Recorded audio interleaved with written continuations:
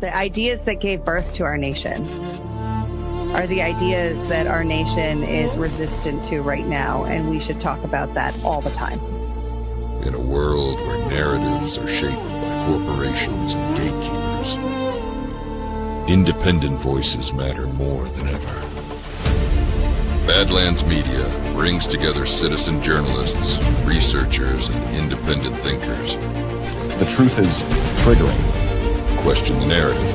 Explore the facts. It's authenticity, courage, resilience. Search for the truth others won't. It's not about being first or being right. The information war is changing. It's about being authentic. Embrace the friction. Embrace the friction. Shut the f*** up. Authentically antagonizing. Join the movement. I'm going to say how I feel. Follow Badlands Media. This is about the future. The Badlands. What are the Badlands? Explain those Badlands. That's a hell of a name.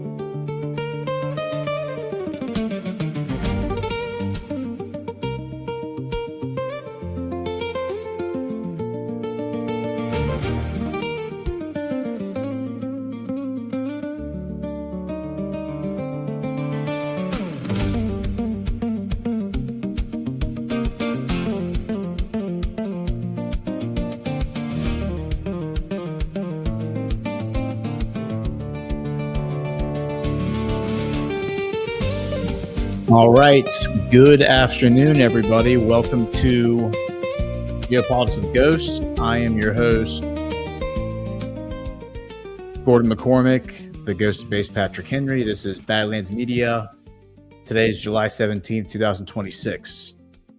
So let's jump right into it. We got plenty to discuss today. And we'll kind of pick up right where we left off, I think, on getting an error message from Streamer. Let me just make sure that we don't have any issues. Looks like the chat is here. I don't see anybody in the chat panicking yet, so I think we're good. Okay. We're going to pick up right where we left off on Tuesday. Where we left off was with President Trump meeting with al-Zaidi. We started the show playing their early press conference, and I don't think they had an afternoon press conference, but we did get some announcements. We got some announcements that we expected to see. I should share my screen.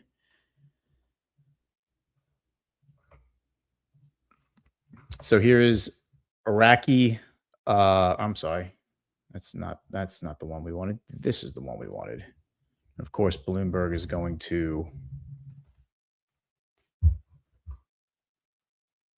make it hard for us to read it because they want to put it behind a paywall. We'll look at this one. U.S. supporting efforts to revive Iraq-Syria crude oil pipeline. U.S. official says. I want to make sure we can get this Bloomberg article up because this one is. If I can get the internet to cooperate. This one is the one where they talk about some of the specifics, but we'll just read through the Jerusalem Post one. The United States is supporting efforts by Iraq and Syria to revive a crude pipeline between the two countries, which could reduce Iran's ability to block oil supplies through the Strait of Hormuz, the State Department official said on Tuesday. The U.S. expects American companies to play a role in advancing construction of the Kirkuk Banias pipeline, which has been mostly out of service since it sustained damage during the 2003 U.S.-led invasion of Iraq. The revitalized pipeline would run from Iraqi oil fields near Kirkuk to Syria's western coast. It is one of several efforts by oil producers in the Middle East to lessen dependence on the strait, through which 20% of the world's oil and gas flowed before the U.S.-Israeli war on Iran began on February 28th. The United States has reimposed a blockade of the choke point between Iran and Oman after strikes on ships in the strait that Washington blamed on Iran. Bloomberg reported earlier on Tuesday that Chevron could play a role in rebuilding the pipeline. Quote, as a matter of policy, we do not comment on third-party statements or matters of a commercial nature, Chevron said in response to a Reuters request for comment. And then I'll just read this next part and we'll get into it. Saudis explore the IMEC route through Syria on July 8th. Two sources told Jerusalem Post that Saudi Arabia was considering an India, Middle East, Europe Economic Corridor, which is short IMEC, route through Syria, bypassing Israel. In the process, announced by former U.S. President Joe Biden in September 2023, the IMEC is a transformative infrastructure and trade project to link India with Europe through the Persian Gulf and Eastern Mediterranean. So you'll remember that a while ago, sometime in the past year, Netanyahu presented the idea that Saudi Arabia and Israel were going to work together to run a pipeline. I guess he said it was the Gulf Arab states. We're going to work with Israel to run a pipeline straight across the Arabian Peninsula to Israel. And Israel would basically become the center of oil production, oil refinement in the Middle East. It would put Israel in a huge point of leverage and basically give them control over a resource which they really have never had any resource to offer the world. That's really been their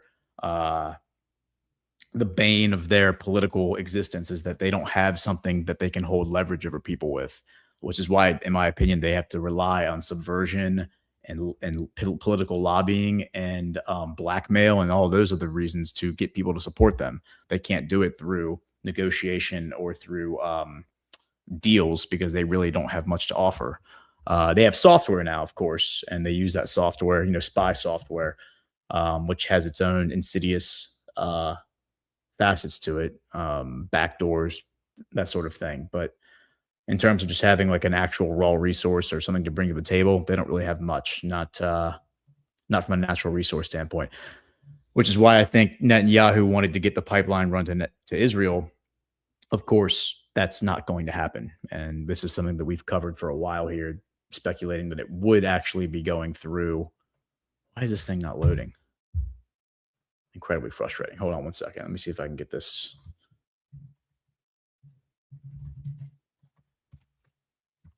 Yeah, we certainly didn't think that they would run it through there. We thought that Syria made more sense, especially once we saw Assad, quote unquote, overthrown in December of 2024 with the backing of Turkey and Saudi Arabia. It makes much more sense that we would see the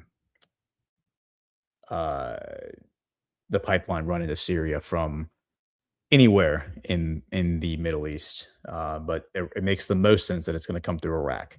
So while I'm waiting for that to load, and I don't know if it looks like these archive pages are just not working well today. They must be getting DDoSed or something. That's fine. We don't need Bloomberg. Bloomberg can go jump off a bridge. I do want to pull up this map from the mind map. If we can get the mind map to load.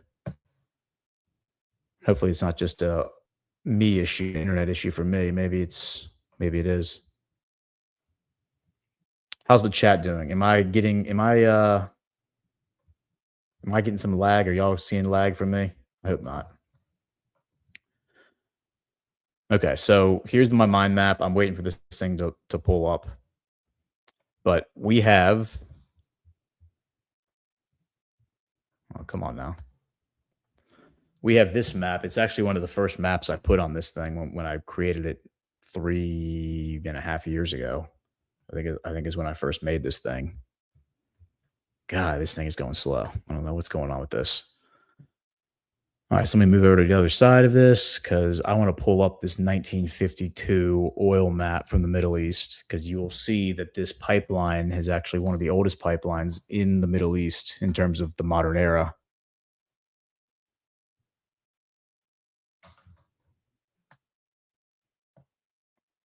Right here.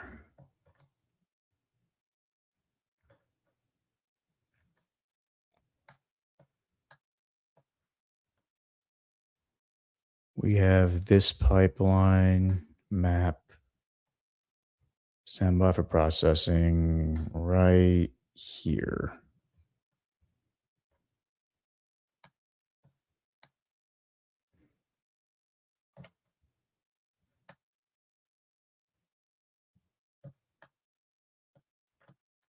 Here it is.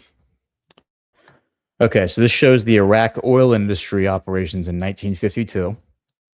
And you will see that you can see the white dashed lines show the national boundaries. And you'll see that the oil fields, I think they have the oil fields. Yeah, so the oil fields are delineated with these like gray horizontal lines as hatching that delineates I believe those are the oil fields that are being delineated there. But even if they're not, I do have this map, which is equally useful. This one certainly shows you a better map of the oil fields. This map is from 2003. So 2003 is where this pipeline gets blown up. And so here you see the Iraq-Syria pipeline. This goes to Banias, Syria, as you can see. It begins or terminates, depending how you look at it, down here in al-Basra, which is where Iraq meets the Persian Gulf on the coast. And then you can just see all these gray blobs are the oil fields, and the dark gray, they're kind of greenish gray, are the super giant oil fields. And the biggest one, of course, is Kirkuk right here. So you can see that a lot of the oil fields are around Kirkuk. And then you have another high concentration down here in southeastern Iran, Iraq, bordering on Iran. And then Iran, of course, in the southwest, that's where the oil industry began in southwestern Iran in like 1908. So going back to this one, because this is the one that we were interested in, this is the 1952 map. You can see that from Kirkuk, they run these oil pipelines to two places. One of them goes to Haifa, which at the time, 5 years before this would have been Palestine. And now Haifa at this point in 1952 has become Israel. And so it says right here, not in use. And that's because the Arabs blew up, they destroyed the pipeline. They somehow cut it off somewhere. But you did have these pipelines that continued across Syria and one of them went into Lebanon at Tripoli, and then one of them went up into Banias right here on the coast. And so that's just south of Latakia. We've spoken about Latakia. Latakia is where the airfield is, the Russian airfield. And then south of Banias, I believe, is where Tarsus. I'm sorry. I think it's Tarsus. Tarsus is where the Navy base is. It's somewhere between Banias and the border here of Lebanon. So Banias is where this pipeline would run to. Now, as I understand it, this pipeline largely exists. They just took it out of commission. And it's unclear whether parts of it were destroyed or if it was just cut off. But basically, once the war in 2003 started, the war against Iraq, by the U.S., that was the beginning of the, because let's see, 9/11 happens in 2001. We then immediately go in and we invade Afghanistan, accusing Afghanistan of harboring Osama bin Laden. And then in March of 2003, we declare war on Iraq. And we go into Iraq, and that is where they immediately cut off the oil to Syria, and it hasn't been restarted since then. So now they're saying that you heard President Trump on Tuesday when we were playing the clip of him with al-Zaidi, the new prime minister of Iraq, that the U.S. oil companies are coming back into Iraq and they're going to be investing lots of money in rebuilding the infrastructure and getting the operations up and running full steam. And one of those projects is going to be resurrecting this pipeline from Kirkuk to Banias. And so you can clearly see what that looks like here and why it makes more sense for it, right, to go from Kirkuk to Syria as opposed to going to Kirkuk all the way down here to southern Israel, which is where Netanyahu said he wanted it to go. He wanted it to go to a port down here. I don't think it was actually Haifa. I think it was a different location he wanted it to be sent to in southern Israel. But even if it was sent to Haifa, that still doesn't make any sense. Like, why send it all the way down to Haifa? Why not just send it across Syria to Banias? And then, of course, you could also have pipelines running up from Basra and this entire river valley down here, which is, again, you're talking about the Tigris Euphrates, ancient Babylon. Ancient Babylon, I believe, is somewhere around here, if I'm not mistaken. Babylon is on the Euphrates. This is the Euphrates right here. And so it would be somewhere in this area would be ancient Babylon. And so here's the Euphrates all the way up here. I believe it's right around there. So anyway, what we had speculated was that we would see this some sort of a pipeline deal be announced. This isn't like breaking news.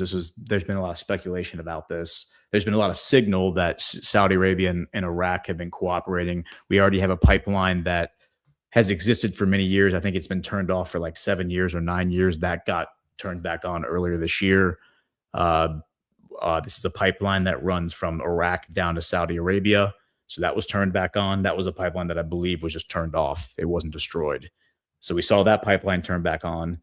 And then now, whatever condition this pipeline is that hasn't been operating for 23 years, they're going to restore it and they're going to start pumping oil back to Syria. And this announcement, which came on Tuesday, comes less than a week after President Trump meets with al-Shara, the president of Syria, the former ISIS leader, purportedly, who and Trump says during this meeting that he's going to remove Syria from the list of state sponsors of terrorism. And the significance there, of course, is that now outside, Western companies, Western investors can come into Syria and start investing in a number of industries, most notably the energy infrastructure. You're not allowed to invest in the energy infrastructure of a country that is considered a state sponsor of terrorism. And so now that Syria is no longer considered that, these oil companies can come in and invest in rebuilding this pipeline.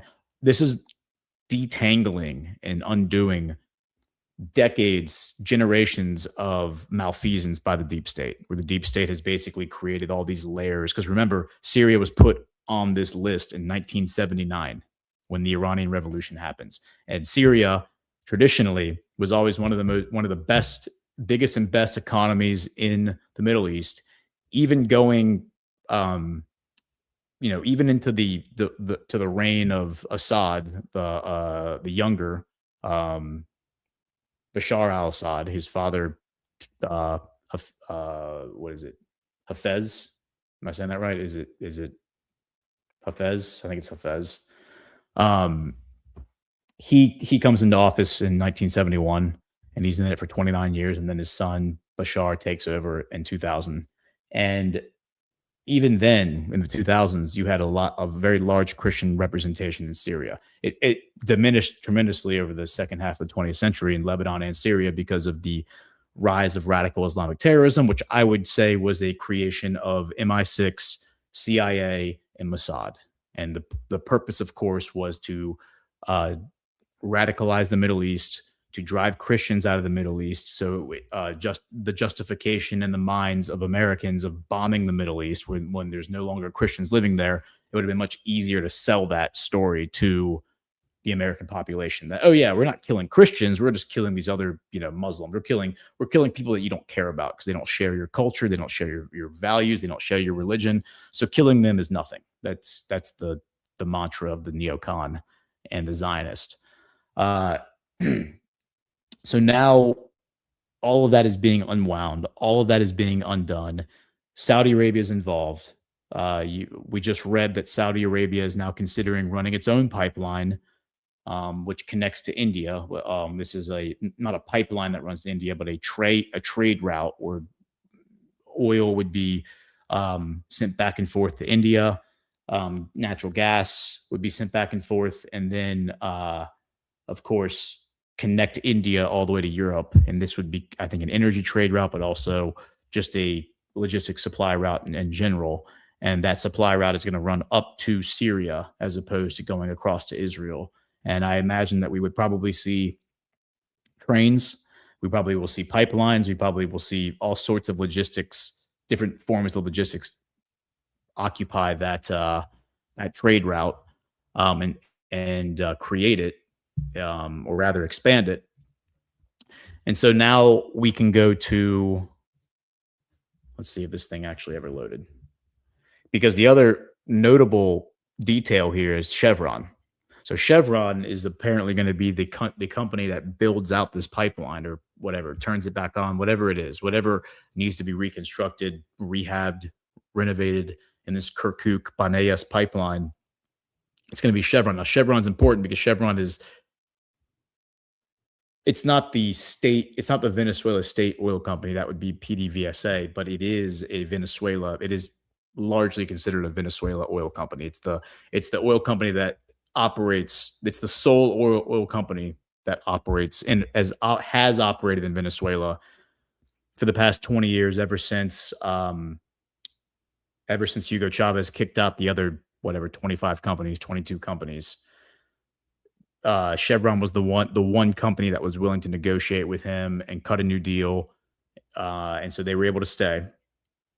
And they also have been sanctioned heavily by the U.S. And there's been a lot of issues the past couple of years of how their oil is extracted and traded and what they're allowed to do. And Trump has been giving them exemptions and working with them even prior to the extraction and arrest of Maduro. So now I finally got this to pull up, this Bloomberg archive. So it says U.S. backs Iraq-Syria oil pipeline to weaken Iran's Hormuz hold. The U.S. is advancing talks for a pipeline that would carry oil from Iraq to Syria, a route that avoids the Strait of Hormuz and would reduce Iran's future leverage over global energy supplies. Thomas Barak, U.S. Special Envoy for Syria and Iraq, has convened discussions with officials from both countries as well as companies, including Chevron Corp, about reviving a long-defunct pipeline from Iraq to Syria's western coast, according to people familiar with the matter. While multiple routes for new links are being considered, talks are focusing on rebuilding the Kirkuk to Banias pipeline that has been shut for more than 2 decades, the people said. I think that's the extent of it. This thing is having a lot of trouble loading, so we're just going to land it there. But yeah, I mean, it's interesting that the company that is really strongly affiliated, almost synonymous with Venezuela, is now coming in and participating in this project to rebuild a pipeline between Iraq and Syria with the backing of the Saudis, with the backing of the U.S. Turkey just renewed a major pipeline deal with Iraq, and in that pipeline deal, let me pull up Google Maps. They will continue to run. They will continue to run oil from Iraq all the way up to Ceyhan, Turkey. Let me pull this up. So right here, we have a bunch of pipelines that terminate at this port here in this bay. I don't know what this bay is called, but it's in the northwestern quadrant of the Mediterranean. You can see Cyprus kind of feeds right into it. We know that there's a pipeline. There are pipelines that run all over the place, that run up to Samsun up here, which then go across to Krasnodar in Russia. There are pipelines, the BTC pipeline, which is not referring to Bitcoin, but referring to the Baku, Tbilisi, Sayan pipeline. And so it is a pipeline that we've looked at the geography or the topography rather before of this region. You'll see that there is a natural valley that runs here. Armenia is up in the mountains. You have the Greater Caucasus up here north of Georgia and Azerbaijan. You have the Lesser Caucasus that delineate Azerbaijan and Georgia from Armenia. Armenia sits up high on these mountains, and then you have over here on the eastern edges of Turkey, you have the famous mountain Ararat right here, which is technically, I guess, in Armenia. This is the mountain where it's believed Noah's Ark resides.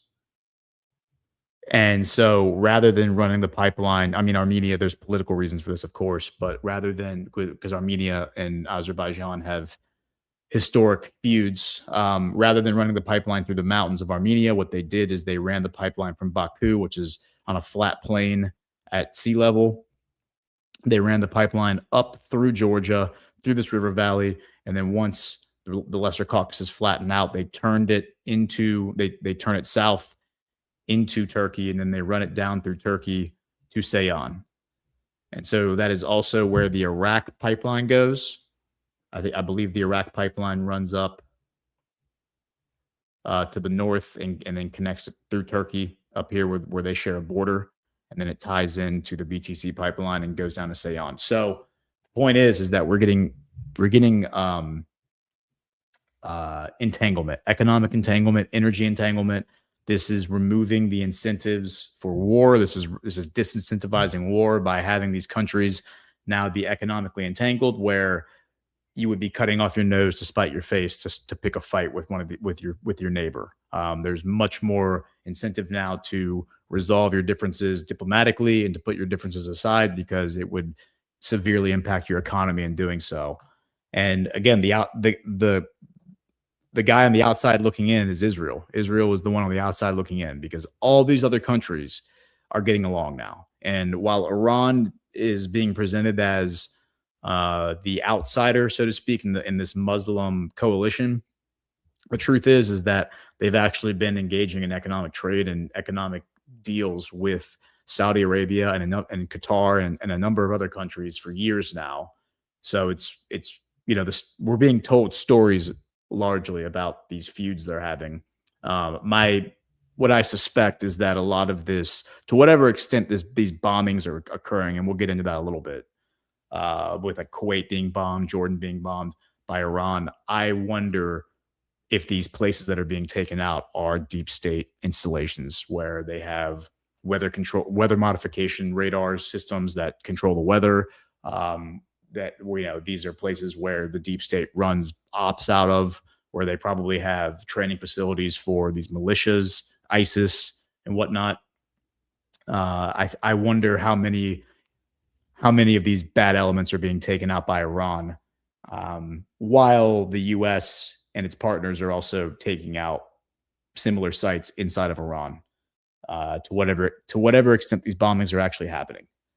So a lot of it could be narrative. I know General Quas made comments in Deadwood at Gart that a lot of what we're doing is we're bombing the same place over and over again. We're basically making a crater and then bombing that crater again as a show of force, and then that incentivizes negotiation.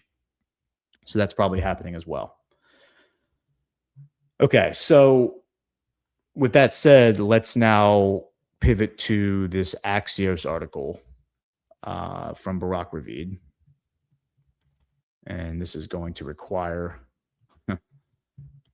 the archive site to work again. And I don't know if it's going to, but even if it doesn't, we'll just go to this Times of Israel site. Trump said to urge Netanyahu to pull Israeli troops from Syria, Lebanon, in recent call. U.S. leader reportedly told Netanyahu they don't want you there. Jerusalem and Beirut hold talks on IDF withdrawals from pilot zones, with Foreign Minister Gideon Saar saying Israel is ready to move ahead. U.S. President Donald Trump urged Prime Minister Benjamin Netanyahu during a phone call last week so this phone call purportedly happened last Thursday, not yesterday, but 8 days ago. It's being reported by Barack Ravid on Wednesday of this week. And but he's reporting it retroactively, a call that happened the week before. And U.S. President Donald Trump urged Prime Minister Benjamin Netanyahu during a phone call last week to begin withdrawing Israeli troops from southern Syria and Lebanon. Barack Ravid of Channel 12 and Axios reported Tuesday. I guess he reported it on Tuesday, but Tuesday, Wednesday, with that time zone, it's a bleed over. Citing American and Israeli officials, according to the report on the Thursday call, Trump warned that Israel's military presence in Syrian territory is creating tensions that could lead to an escalation, telling Netanyahu, quote, "They don't want you there. You should redeploy." He reportedly made a similar request regarding Lebanon. Netanyahu, it was said to have pushed back, citing Israel's security needs. According to the report, Washington sought a security agreement between Israel and Syria for months, but eventually came to the conclusion that Netanyahu was not willing to meet the necessary terms, including pulling troops out of Syria. The Prime Minister's office said last week that during the call, Netanyahu stressed, quote, the need for security zones along Israel's border, while the White House declined to comment on the substance of the report, but highlighted Trump's strong relationship with Netanyahu and described the U.S. president as a fighter for peace. Last month, Israel agreed to withdraw its forces from two designated quote-unquote pilot zones in southern Lebanon as part of ongoing negotiations with Beirut to allow the Lebanese armed forces to assume security control in these areas with the aim of ensuring that it is clear of Hezbollah weapons. But 2.5 weeks have passed and Israel has yet to pull out from either pilot zone, slowing talks with the sides. This is a pattern, by the way, throughout history that we see, and facts that are not relayed to the American people, which is why most of the American people, or many of the American people traditionally, have sympathized with Israel and view Israel as the good guy, because they aren't told the full story. They aren't told that Israel has made negotiations and cut deals to do these things and then refuses to do them, and then later claims that the reason they didn't do them is because they didn't feel confident in the security of the zone. They didn't feel confident that, the terrorists weren't going to return, or they, a false flag attack is staged and they say, oh, we can't leave now. These are the games that Israel plays. And this is why the world is just fed up with it. The world doesn't trust Israel. Israel can say whatever it wants. The world simply doesn't believe them anymore. They've lost all credibility. And frankly, the only credibility they have at this point is the fact that they ostensibly appear to be friends with the Trump administration. So if Trump says something, the world will believe Trump. The world will listen to Trump. They won't listen to Netanyahu. They won't listen to Israel. And then also the fact that Israel, of course, has its global spiderweb, its network of lobby groups and blackmail and other ways that it controls foreign governments and leaders inside of foreign governments, most notably the United States government, the U.S. Congress, the GOP. So that is how Israel basically survives, is through this network of carrot and stick, mostly stick. Carrot, of course, for the corrupt politicians who get paid off. It says a further round of U.S.-sponsored direct talks between Israel and Lebanon was held in Rome on Tuesday with Israeli ambassador to the U.S., Yeshiel Leiter, leading Jerusalem's delegation. A State Department spokesperson said talks were productive and held in a positive atmosphere. Quote, both sides are eager to move forward. Today's conversations will continue tomorrow, the spokesperson added. The sides discussed the implementation of the first batch of Israeli withdrawals from the two pilot zones in southern Lebanon. Talks were to pick up on Wednesday for a second and final day of this round. Foreign Minister Gideon Saar said he expects the ongoing talks with Lebanon to help implement the pilot zones. Quote, we are ready to move forward implementing these two pilot zones. I intend to believe that this round of discussions in Rome will promote it. Saar told journalists at a press conference in Jerusalem, U.S.-led diplomacy started after Hezbollah dragged Lebanon into a war by attacking Israel in early March in support of Iran. Yeah, we know all that. Iran demanded an end to the war in Lebanon as part of its interim deal with Washington signed last month, but the agreement has been strained over the last week by renewed U.S.-Iranian hostilities in the Gulf. Israel was not party to those talks. Israel's military is occupying what it describes as a buffer zone about 10 kilometers, 6 miles into Lebanon along the entire length of the Israeli border. Israeli officials said the zone is necessary to protect northern Israeli communities from attacks launched by Hezbollah. A June 26th meeting in Washington resulted in an agreement calling for an end to the Lebanon conflict, the disarmament of terror groups, and apparent reference to Hezbollah, as well as the deployment of Lebanese troops to the south and the progressive withdrawal of Israeli forces. But deadly clashes have continued, and Hezbollah has rejected the agreement, as well as efforts to disarm it. Israel, meanwhile, has said its troops would remain in southern Lebanon as long as Hezbollah remained armed. Hezbollah has repeatedly attacked Israel across the border over the years with rockets and drones, disrupting the lives of tens of thousands of Israelis and triggering conflicts. Oh yeah, well, here they're going to bury the lead. Settlers enter Lebanon. Also Thursday, a group of settler activists, an adult and 4 minors, crossed the border into Lebanon before being escorted back to Israel by the Israeli Defense Forces. According to the military, the group of girls was detected crossing the border by several meters near the community of Gajar, which straddles the border. Immediately after the detection, security forces launched searches in the area, and a short while later located the civilians and returned them to Israeli territory. The IDF said they were handed over to the police for further questioning. The group belongs to the Yuri Tesafon movement, a religious Zionist organization that calls for the settlement in southern Lebanon in areas it claims belong to the Jewish people. On Monday, several Israeli settler activists again attempted to illegally cross the border into Syria in the southern Golan Heights. The military said troops stationed in the area prevented the civilians from crossing the border and detained them. They were then handed over to the police for further questioning. The activists, who called themselves the Bashan Pioneers, have attempted to enter Syria multiple times in the past year while calling to establish settlements in the area. They have received support from coalition lawmakers. So people in the Knesset support them doing this. And you can understand from the perspective of Lebanon, Hezbollah specifically, when these people who can probably be easily identified, these are public activists who are out there making commentaries and these public calls to settle Lebanon, are then found on Lebanese soil, walking around, scouting territory, potentially bringing in supplies to start these settlements. I mean, from objectively speaking, this is an invasion. This is, under any other dynamic, in any other situation, you would describe this as an invasion. If a bunch of Mexican citizens who were part of a political group that called for the settlement of Texas were found wandering around Southwest Texas, you would say, well, these people are obviously here to invade. They're here to set up, Mexican communities so the Mexican government can annex those communities into Mexico. You would describe that as an invasion. But people get very confused by this stuff, and it's all misrepresented to them. And so they view Israel as the sympathetic party. But you could imagine if those people were killed, like let's say they showed up with weapons, like they had guns to protect themselves as they're walking around southern Syria, southern Lebanon. Let's say they get into a firefight and they get killed. Then all of a sudden the headlines across the world are Hezbollah kills Israeli citizens. That's the headline. And then, of course, the low information American, which is, let's face it, the overwhelming majority of Americans, even inside the truth community, see the headline, and rather than reading the details, they're just like, oh, well, I mean, Hezbollah are evil, and obviously we need to go bomb the shit out of Lebanon, and we need to kill all these Arabs because they're a threat to Israeli sovereignty. Well, not exactly. These are the games that Israel plays. These are the games that the media plays with, who obviously work on behalf of Israel for the most part.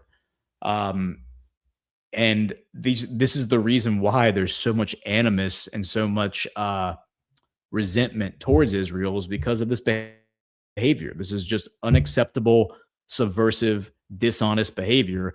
How can you partner with somebody and be friends with somebody who lies to you constantly and misrepresents fact and basically asks you to go fight on their behalf when the premise of why they're asking you to fight isn't even honestly presented to you? It's very, very frustrating and very, very silly, honestly. Okay, so let's build off of that because we have developments there. We have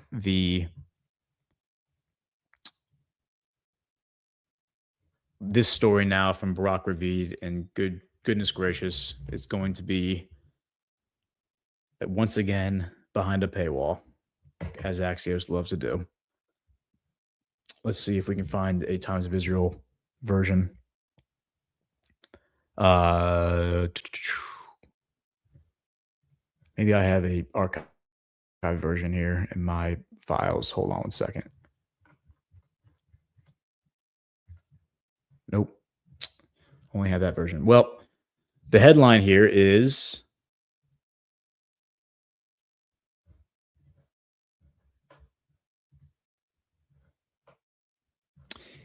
Inside Bibi's Mystery Trump Meeting. It says White House officials were surprised in recent days to read in the Israeli press that President Trump would host Prime Minister Benjamin Netanyahu on Monday. In fact, no meeting has been scheduled. Netanyahu has visited the Oval Office 6 times since Trump returned to office a year and a half ago. I think it's actually 7 times, more than any other world leader. Each of these meetings was scheduled within a matter of hours or days. This time, Netanyahu has been trying to get an appointment for more than 2 weeks. For more than 2 weeks. Let's see if this thing is finally loaded. It sure hasn't. And we can have, and of course, it's just not being reported in Israeli media. But I can summarize the article for you. So the article says that Lindsey Graham was supposed to have his funeral. The funeral for Lindsey Graham was supposed to be held this Sunday, or this Saturday rather, tomorrow, and it has been delayed. The reason for it being delayed, I believe, is a scheduling conflict. Lindsey Graham's funeral delayed, and so what Netanyahu said is, "Well, I'm obviously going to come to Lindsey Graham's funeral." Netanyahu reached out to Trump the day after the 4th of July. So the 4th of July was on a Saturday, remember? And then the day after, Trump hosted the 250th, like the UFC fight at the White House. And Netanyahu came out that morning and was very subversive of Trump. He made comments that were frustrating for Trump. There was also the attacks. There were the attacks and the conflicts that were unfolding between Israel and the neighbors as Trump is trying to negotiate a deal. And so he asks Trump, he says, "Trump, I want to meet with you." And Trump says, "Well, that's fine, but I'm going to NATO next week. You can come meet with me after NATO. I'm going to Turkey. When I get back from Turkey, you can come meet with me. It's fine." That's what's publicly announced. Fast forward a week later. Sunday. This would be not this past Sunday, but the Sunday before, which would have been not the 12th, but the 5th. So yeah, Sunday. Netanyahu then comes out. So this is the same day that Netanyahu, that Israel is being disruptive and they're starting fights with their neighbors. Netanyahu comes out and gives a interview on Fox News where he says that the U.S. should not sell F-35s to Turkey, which of course they've already paid for, and that this is, a threat to Israel. It's a threat to the balance of power in the Middle East. And as Barak Ravid reports, based on his phone call with President Trump and others in the administration, this pissed Trump off. That's the exact quote, that Trump was pissed off, that he felt that Netanyahu had no right to weigh in on that issue. It had nothing to do with him or Israel. It was between Trump and Turkey. And so because of that, he was angry and he was like, "Yeah, I'm going to Turkey. Maybe we'll meet with you afterwards. Like we'll get back to you." And so then Netanyahu, Lindsey Graham dies last weekend.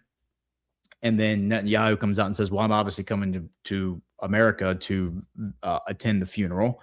And while I'm there, I'm going to the White House." He comes out and announces he's going to the White House. He's going to attend Lindsey Graham's funeral on Saturday. And then he's going to go visit with friends, I guess, Saturday, Sunday, and then come to the White House on Monday. Publicly announces that. And then the White House officials say, "That's funny. Well, we don't have that on our schedule." This is a replay. I think we talked about this a little bit on Tuesday, but this is a replay of what happened last September when Netanyahu did the exact same thing with the UN General Assembly. He said, "I'm coming to give a speech at the General Assembly in New York for the UN. I'm going to go. I plan on going to the White House. I have a meeting with President Trump," even though there was no meeting announced from the White House White House side. There was only a meeting announced from Netanyahu's side. And so, like, the day after he does that, Netanyahu does this, Trump comes out and announces that Erdogan is actually going to come to the White House the day before Netanyahu is speaking at the UN General Assembly. This is on a Friday. So Erdogan comes on a Thursday. Trump signs a nuclear deal with Turkey. He expresses his consideration and his likelihood to sell the F-35s to Turkey, which, again, they've already paid for. We just need to transfer them to Turkey.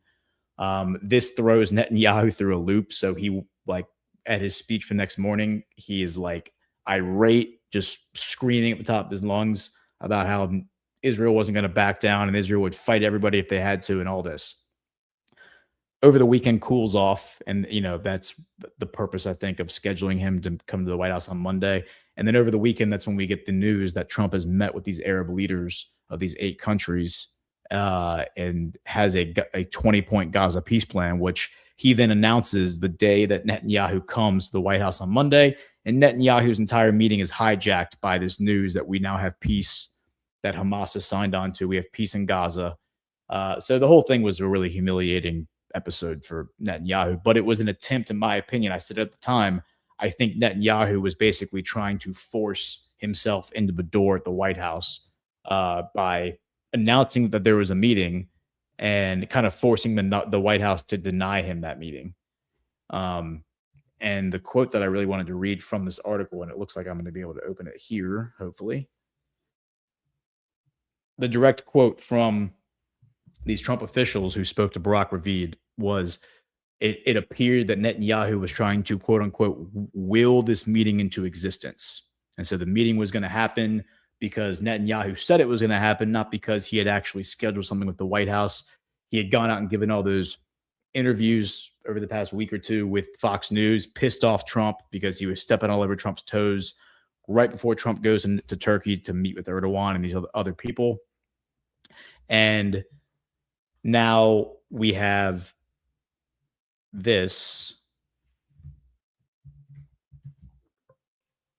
the announcement that,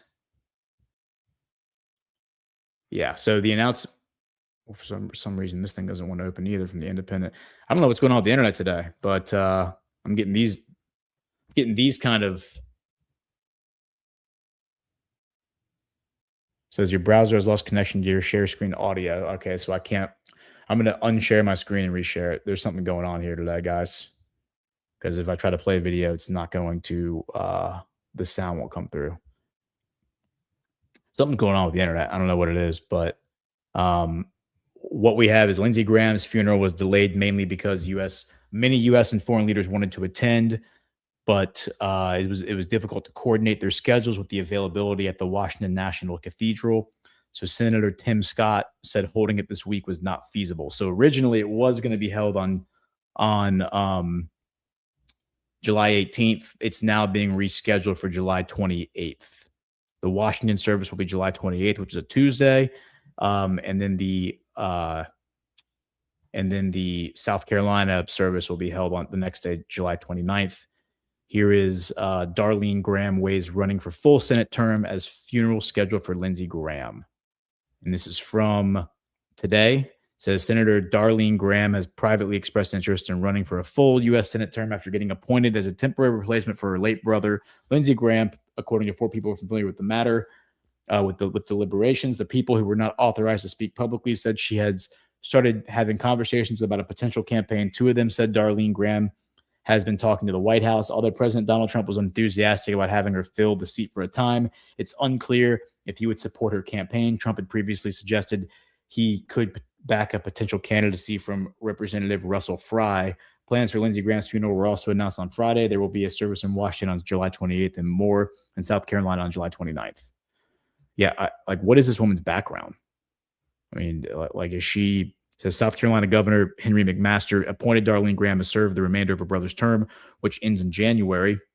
The first woman to represent the state in the Senate, Darlene Graham called it such an honor as dozens of her brother's staffers and campaign advisors stood behind her, some with eyes glassy from welling tears. Quote, Lindsey has always been there for me. Now I will be there for him, she said. And then it just goes on to explain the circumstances of his death. Very strange. The whole thing is just very strange. That whole narrative is very strange to me. And it looks like, did we get it to cooperate? Did we get it to cooperate? It's still thinking really hard. All right, we'll come back to that article if it ever does figure it out.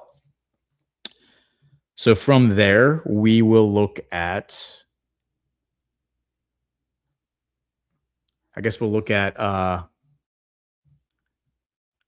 will look at this story. Ukrainian parliament picks new PM linked to Zelensky's wallet, Mindich, Tamir Mindich. Says Ukraine's parliament on Thursday approved former Naftogaz CEO Sergei Koretsky as prime minister. Koretsky has been linked to disgraced businessman Tamir Mindich, a close associate of Vladimir Zelensky, who fled to Israel amid a major corruption scandal. Koretsky's appointment comes as Zelensky presses ahead with a sweeping government reshuffle less than a year after the previous overhaul, while Ukrainian forces face mounting battlefield pressure and authorities continue to grapple with large-scale corruption in the energy sector. The investigation centers on an alleged $100 million embezzlement scheme involving state nuclear operator Energoatom. Western-backed anti-corruption agencies have tied the affair to Mindich, who has long been regarded as one of Zelensky's closest associates and dubbed Zelensky's wallet by Ukrainian media. Koretsky was, quote-unquote, 100% Mindich's man, a Ukrainian lawmaker Alexei Goncharenko claimed last August, citing the so-called Mindich tapes, leaked surveillance recordings from the corruption investigation published by the media.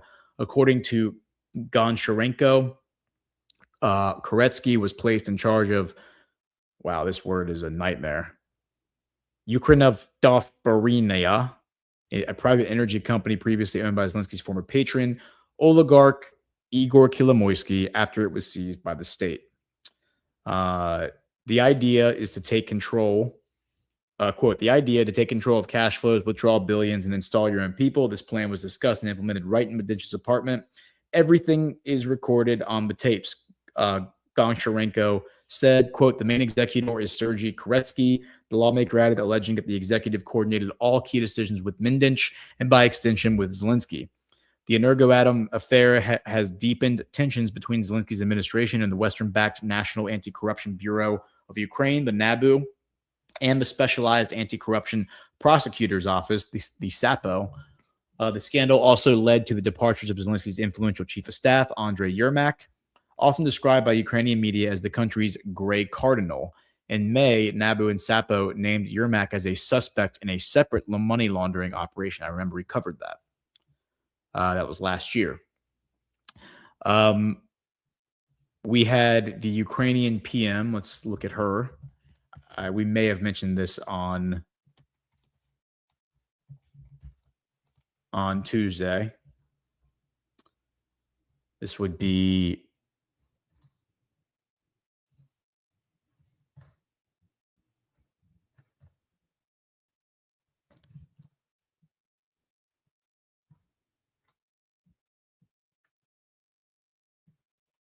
this is interesting from the. So we had the Ukrainian PM resign. This was, I believe, last week.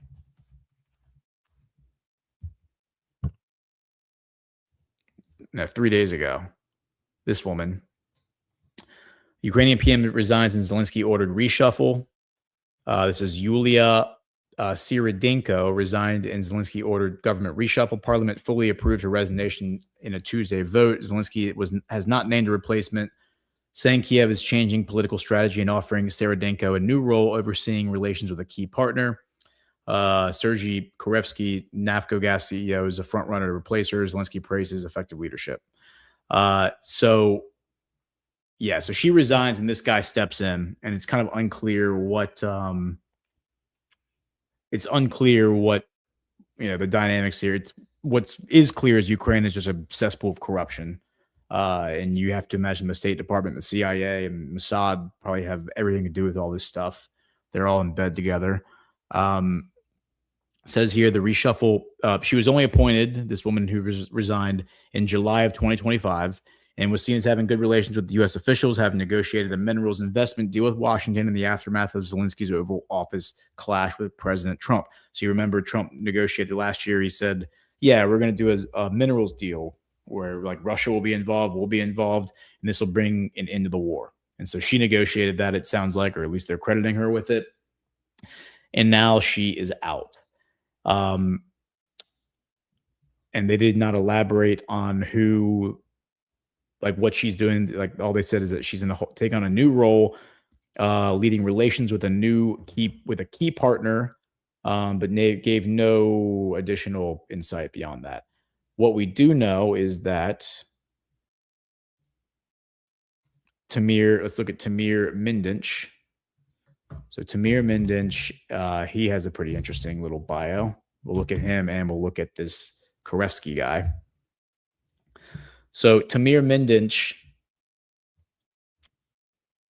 is a Ukrainian-Israeli entrepreneur. He's a film producer and he's the co-owner of Kvartal 95 Studio. He is also accused of being the mastermind behind a $100 million embezzlement scheme involving top officials in Ukraine's state nuclear power company.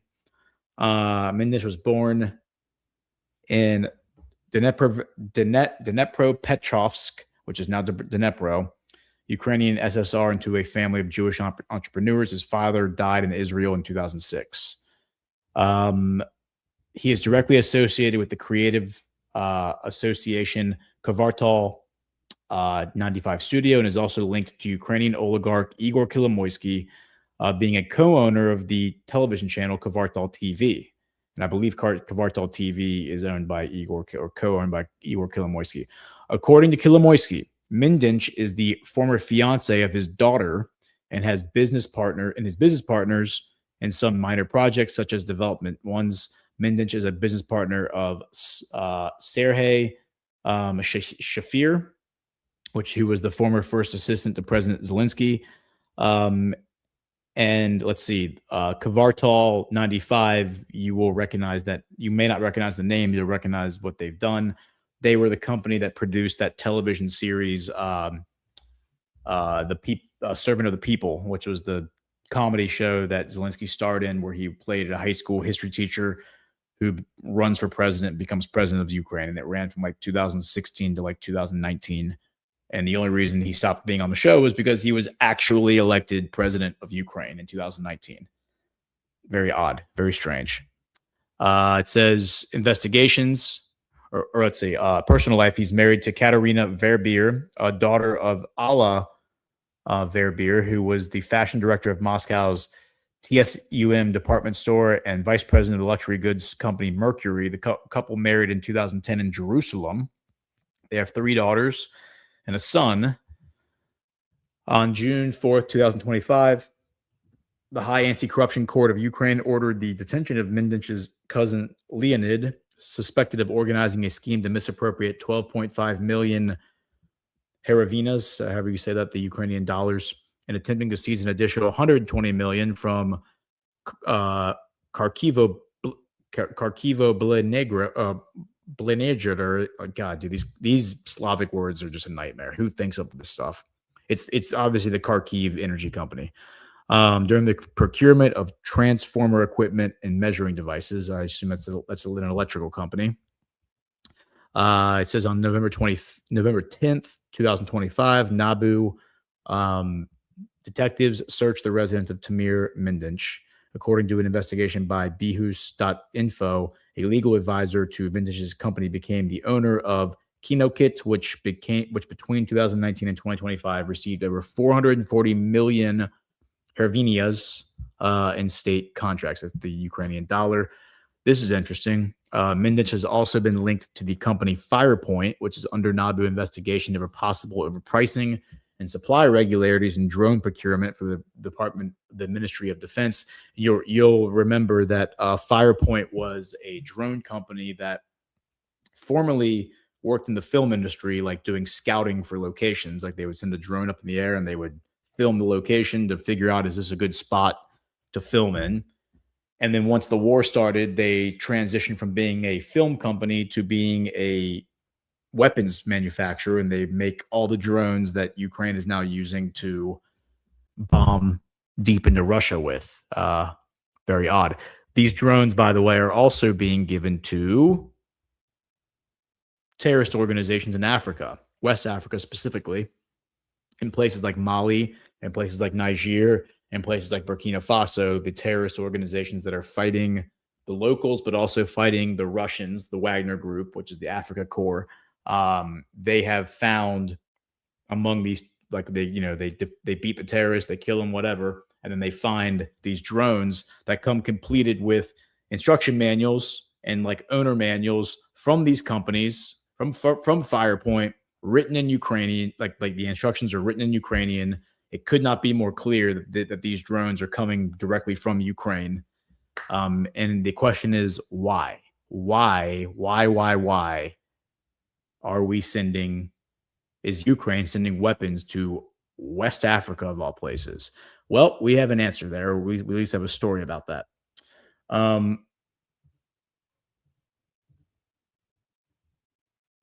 Here is from today.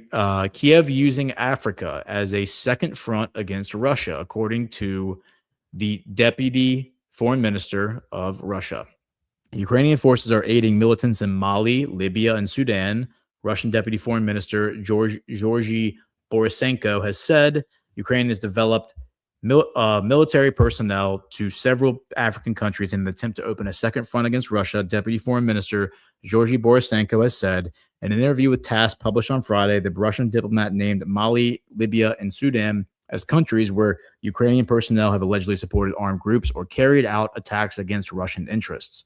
He said Ukrainian instructors, including those trained in the use of unmanned aerial vehicles, are embedded with Islamist militants in Mali, which has battled a jihadist insurgency for over a decade.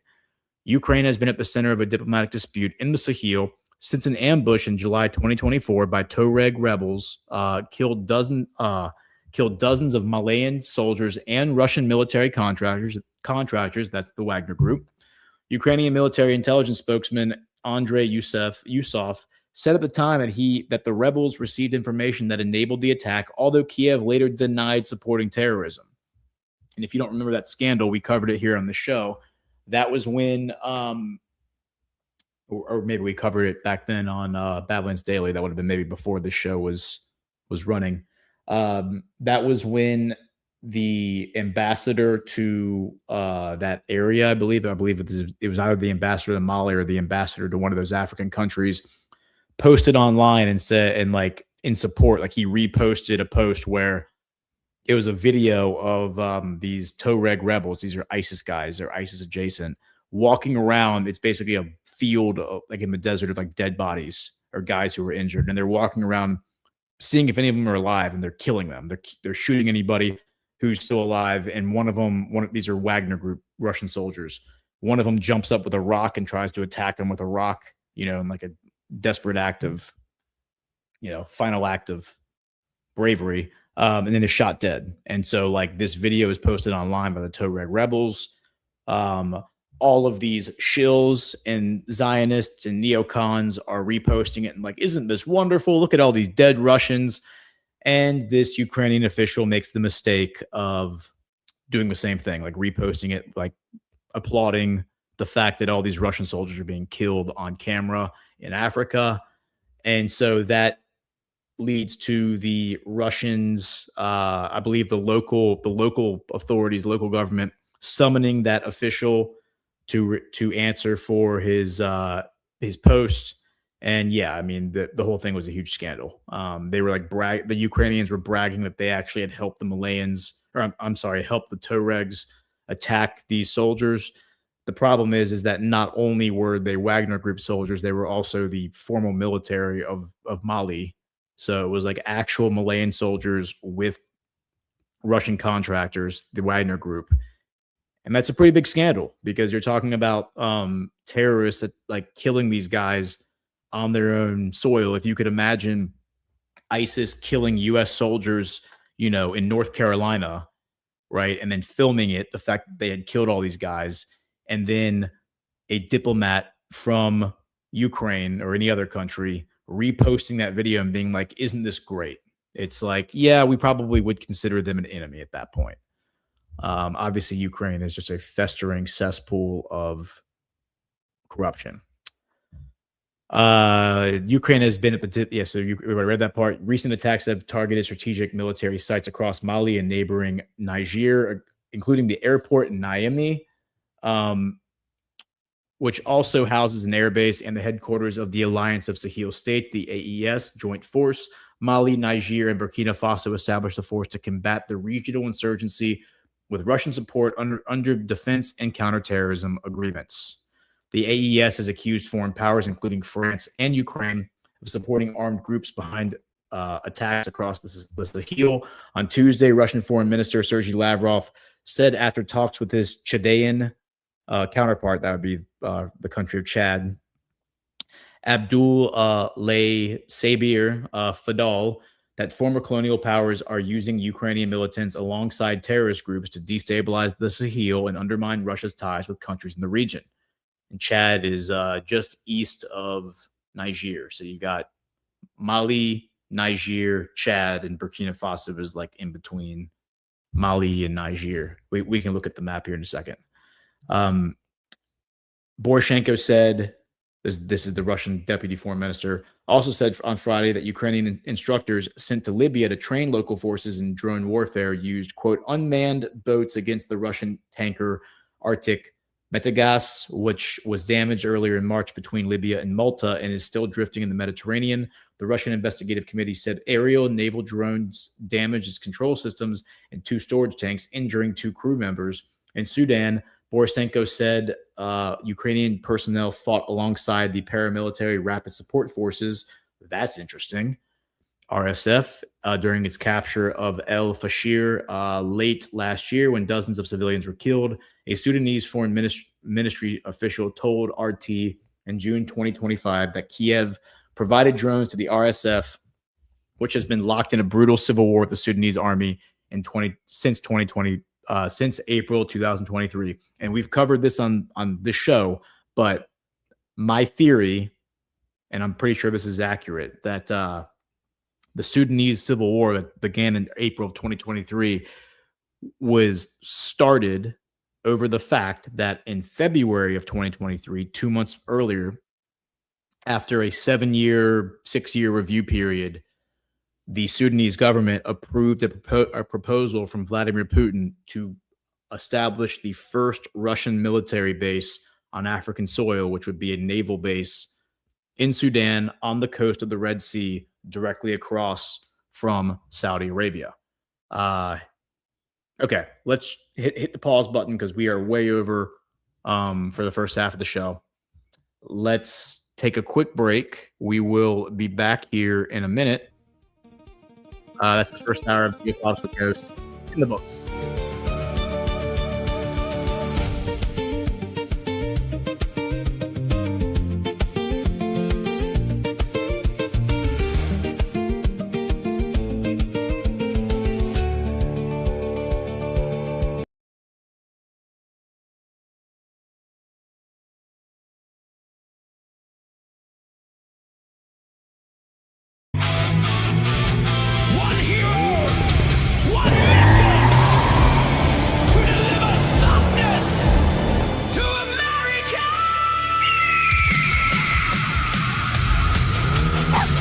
No, Chi-Chi, we can't stop for snacks, dude. We have to deliver all of these soft disclosure gift cards.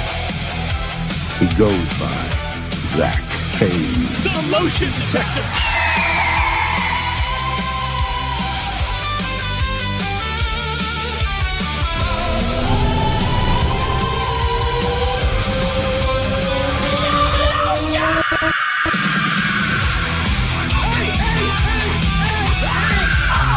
Stop fighting over the beer brush.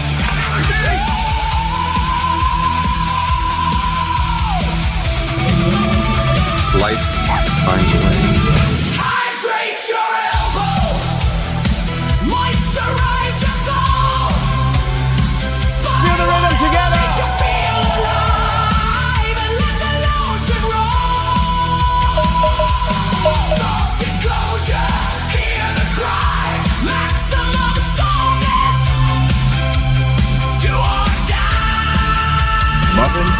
Hit it.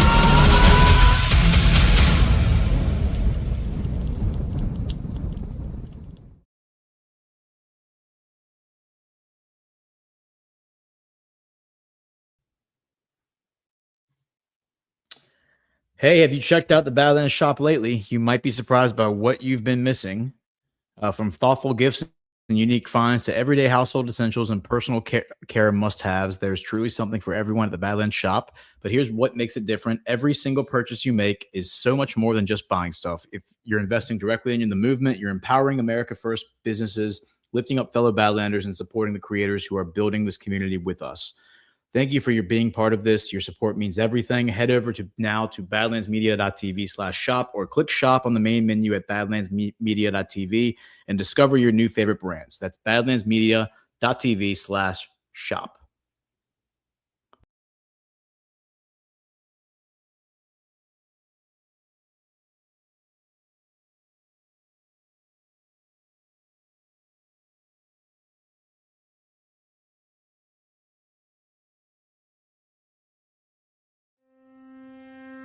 Science proves that a healthy immune system is the body's first defense against the smallest of ailments to the most catastrophic. Coriolus versicolor is the most sought-after, all-natural supplement for both humans and pets to help boost the immune system. There are over 400 studies worldwide on its effectiveness in humans, including Sloan Kettering Cancer Center, MD Anderson Cancer Center, and now from the University of Pennsylvania School of Veterinary Medicine. Together, we can help reverse this terrible tide now plaguing your loved ones and give them the immune-boosting supplements that they need.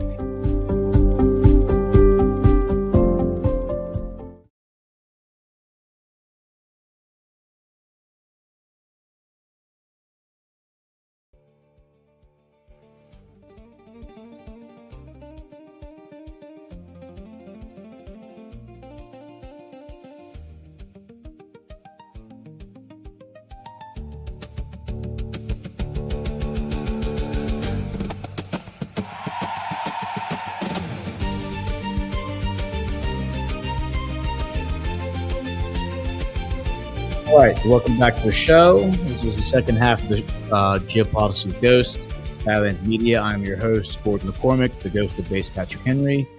And this is July 17th. Today is July 17th, 2026. Badlands Media. All right, so let's get into back to the stories. Okay, so we were talking about Africa. We were talking about West Africa specifically. We can pivot to another part of Africa because we have looked at a couple different sites here. One second. Let's just get our bearings.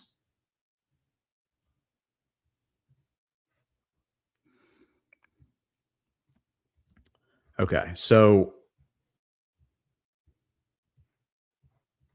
let me turn off. It's a little easier to read this way. There you go. And maybe I can make it a little bigger like this. At least I thought I could. There you go. All right. So as I explained, we have Mali, Niger, Burkina Faso is kind of nestled right there in between them. Chad is right next to Niger. So Chad is where Sergei Lavrov was speaking to their people. Next to Chad, you have Sudan. So you have this line going across Africa up here, kind of right before the desert becomes the jungle, and the area known as the Sahel. And this spot right here, the Port Sudan in Sudan, is where that Russian naval base was going to be built, is being built, I believe, as far as I know. And it's Russia's first military base on African soil, which is a big deal. That is pretty crazy when you think about it, when you consider that every other European country, as far as I know, all the major ones at least, have had military bases on Africa in the past several centuries, but Russia never has. And so that would explain why the State Department tripped all over itself to try to prevent that from happening, and ultimately, in my opinion, started a civil war the revelation that Ukrainian mercenaries are fighting with the the Rapid Support Force. That's pretty interesting. If you don't recall, there's a rift. Purportedly, there's a rift between Saudi Arabia and the UAE that has been kind of metastasizing over the past, I don't know, at least the past year, but maybe the past 2 years. And a lot of it, the origin of it largely is in Sudan, because the UAE was supporting the RSF, which is the one they're saying that Ukraine is also supporting, whereas Saudi Arabia was supporting the other side, which is the side that Russia, I believe, is supporting. So that's interesting. That's a data point that I think is worth tracking. The fact that Ukraine and the UAE were on the same side. Ukraine and Israel seem to be on the same side. UAE and Israel seem to be on the same side. We're kind of seeing that there's a delineating line between these countries. A lot of these countries, you're either on the sovereign alliance or you're not. I mean, I would make the argument that I've always argued that the UAE was part of the sovereign alliance, but it's very possible that there's a good twin, evil twin aspect there. Remember, the UAE is 7 kingdoms. I believe it's seven kingdoms, the Emirates, that all operate under one banner, and that banner is now the UAE, and it hasn't been around for that long. But it is 7 kingdoms, so it's possible that maybe some of those kingdoms are in the sovereign alliance, and some of them aren't. But we kind of have to remain flexible in our framing of this. So let's pivot now to this other part of Africa, because if we go back to the map, so now we're going from this area, and I've designated the 3 different theaters in Africa would be this theater that I'm looking at right now, which is the one with the ECOWAS coastline right here, which is Nigeria up to about Gambia. Plus the AES, which are these 3 countries. Chad seems to be interested in joining the AES. I would call all of that theater A. That's conflict A. Conflict B, I've been describing as this area, this giant river valley, these lakes. This lake right here, again, I believe is 400 miles long. It's a huge lake, 400-mile long lake on the eastern coast, the eastern border of the Democratic Republic of Congo. You also have Rwanda and Burundi right there. This is where the $24 trillion worth of rare earth minerals are located.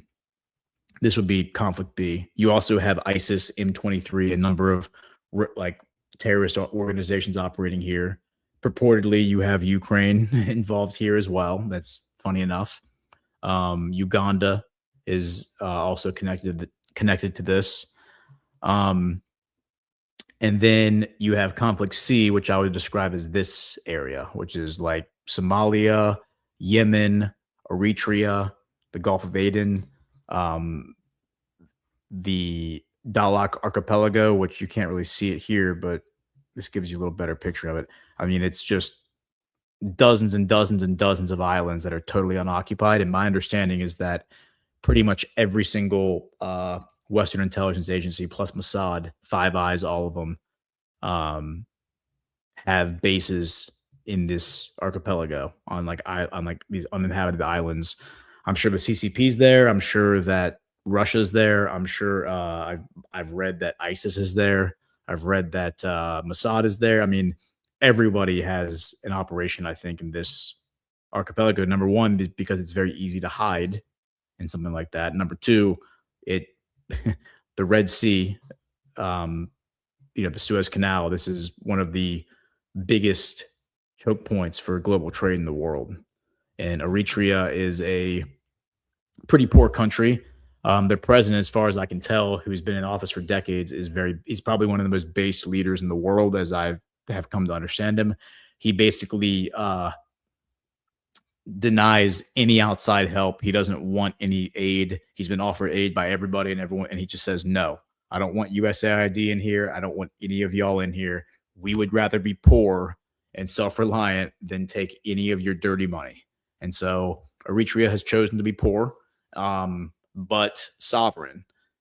But because they're poor, I doubt they have a lot of, they exercise probably a lot of control or sovereignty over this archipelago, because they probably don't have the resources to do so.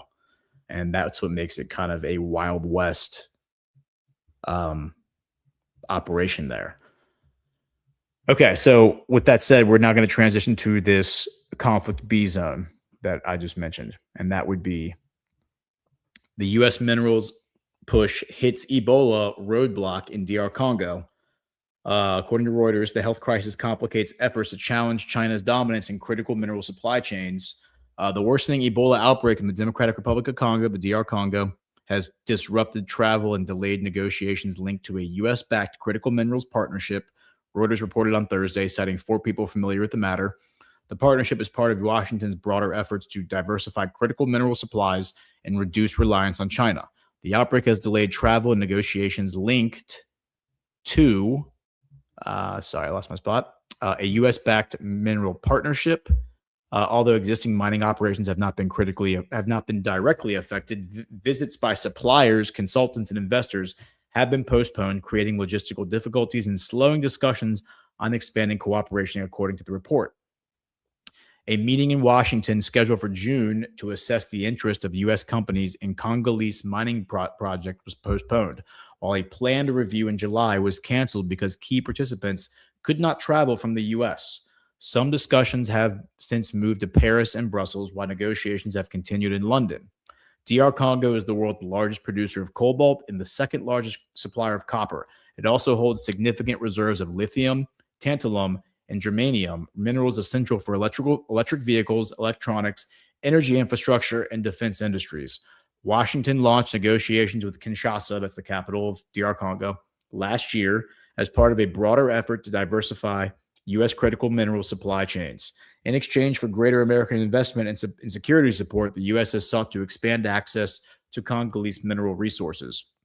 The talks came as fighting between the M23 armed group and government forces intensified in the country's mineral-rich east, following talks with Congolese President Felix Tshisekedi in April 2025. U.S. Africa advisor Masad Bolos said the partnership could attract a multi-billion-dollar investment. Now, let me explain who Masad Bolos is. Masad Bolos has a son, and his son is married to Tiffany Trump.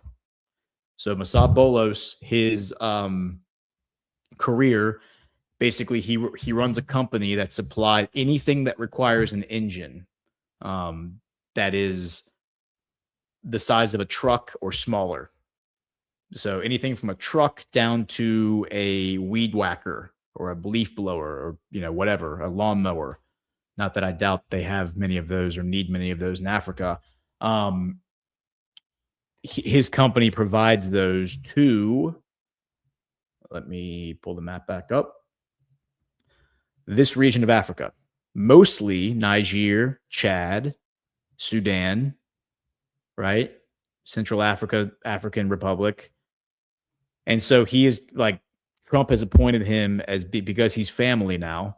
Trump has appointed him as kind of the special envoy to Africa, because even though his businesses have focused in this Sahel region of Africa, he likely has contacts all over the place and probably does business everywhere. And frankly, is probably a better representative than, somebody who wouldn't have any link to the continent. So that is interesting, though. Isn't that kind of strange that this guy who, and I mean, what a coincidence, this guy whose son is now married to Tiffany Trump, and they only got married in the past 2 years. They got married 2 years ago. Who basically for decades has been selling cars, trucks, lawnmowers, whatever, to Central Africa and the Sahel. Now that's a hell of a coincidence. And then this area, by the way, the Sahel, is also in rebellion against the UN against the globalists, against France primarily, because France is the colonial power that traditionally controlled this part of Africa. Interesting stuff. But that's who Mossad Bolos is. It's amazing how all this stuff seems to be connected. All right, let's get back to this article. Two countries signed the strategic partnership agreement in December 2025 alongside the U.S. brokered Washington Accords between DR Congo and Rwanda. The deal commits the sides to expanding American access to Congolese minerals and developing transport infrastructure, including the Libido corridor linking mining regions to Angola's Atlantic coast. Now, wait a minute. I want to look up what that is. The initiative forms part of Washington's broader strategy to challenge China's dominance in critical mineral supply chains. Chinese companies have spent years investing billions of dollars in Congolese mining and are major players in the country's cobalt and copper sectors. The World Health Organization said on Thursday that DR Congo has recorded 2,073 cases and 796 deaths since the outbreak of the Bundibugyo strain of the Ebola virus was declared on May 15th. I'm sorry, but that's just not that many people. So you're saying that it's been 2 months.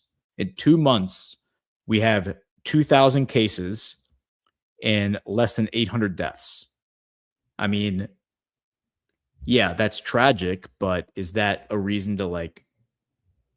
I mean, this kind of has there's a little bit of like a this feels very contrived. Very contrived. And in Ebola, by the way, is very hard to transmit. We already went through that when this thing was first announced 2 months ago. It's very deadly. If you get it, that's bad news bears. You can die very easily from it, but you pretty much only get it from like handling somebody's feces who has it, or like exchanging like bodily fluids, really. But really, it's primarily like feces. It's like that's really how you get it, is through fecal matter. So you can imagine it's not like even in India, like there was a small outbreak in India, but even there, like it hasn't proliferated at all. In places in India where they don't even have like indoor plumbing, where people are basically just defecating in the street, even there, this Ebola strain is not taking off. So it's kind of like, all right, well, how much of this is actually organic and how much of this is like deep state operatives on the ground poisoning people and spreading this disease as a weapon? That's what I think is probably happening. It says the U.S. State Department told Reuters that Washington is committed to containing the outbreak while advancing the minerals partnership. On Thursday, the U.S. Embassy in Kinshasa announced new health measures barring U.S. nationals leaving DR Congo from flying directly to the U.S. until they have spent 21 days in another country, underscoring the growing impact of the outbreak on travel and engagement with the Central Africa nation. So going back to the map, I just want to point out for those who are new here, I try not to be too repetitive, but I also want to make sure that people who are joining us for the first time or newer to the show are caught up on how important this region is. We've been talking about this for going on 3 years now, 2.5 years. I think I started talking about this early 2024. So yeah, I mean, early 2024, I started when I started writing for the Badlands news brief and being on Badlands Daily. And this storyline begins in December of 2017 when Trump signs Executive Order 13818, which is the one where it says, child trafficking. Any organization involved in child trafficking can be basically sanctioned and maybe repossessed by. Some people think repossessed. I don't think that's in Executive Order 13818. A lot of people like to say that. The actual language of the executive order says that it can be frozen. Their assets are frozen. And then court cases can happen to strip the people who own them of the assets. But as far as the actual executive order, there is no taking control of the company by the U.S. government. It's just freezing the assets. They can't do anything with them. They can't transfer money. It basically forces companies into bankruptcy, more or less, or at least the people running them. The 13 people are targeted initially. One of those people is Dan Gertler. Dan Gertler is an Israeli oligarch. His grandfather started the Israel Diamond Exchange in the 1940s. I think it was 1940s or 1950s. Became the president of that eventually. The diamond industry is like, I think, Israel's largest industry, if I'm not mistaken, or at least is the largest, is reflected in their GDP. They of course don't have any diamond mines in Israel. It's because they control the diamond mines in Africa and elsewhere. But if you've ever seen Blood Diamond, the movie with Leonardo DiCaprio from like 20 years ago, that movie takes place over here, along this ECOWAS coast in this country, Sierra Leone. That's where and that movie, of course, is based on a true story. The family, which is never mentioned in that movie, but the family who owns those mines that are running those operations behind the scenes is Dan Gertler's family. So this is the same exact people that we're talking about from this other scandal, from the 2017 Executive Order 13818.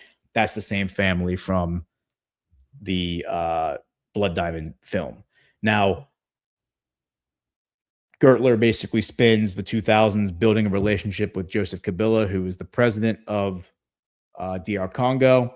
In 2017, Kabila is exposed for through the, I think it was the Pandora Papers, exposed the fact that he was paid over $300 million by Gertler to give Gertler these mining contracts, a monopoly over the mining contracts. And so that effectively prevents him from running for re-election in 2018. He drops out of the race. And then that leads to Felix Tshisekedi winning the race and becoming president. And that ends the Kabila family's rule over DR Congo. His father, Lawrence Kabila, was installed, right? You had the Rwandan revolution, right? You remember the Houthis and the Tutus and the Tutus and the, I forget the names, but the two tribes that were fighting in Rwanda in the 90s, right? You had the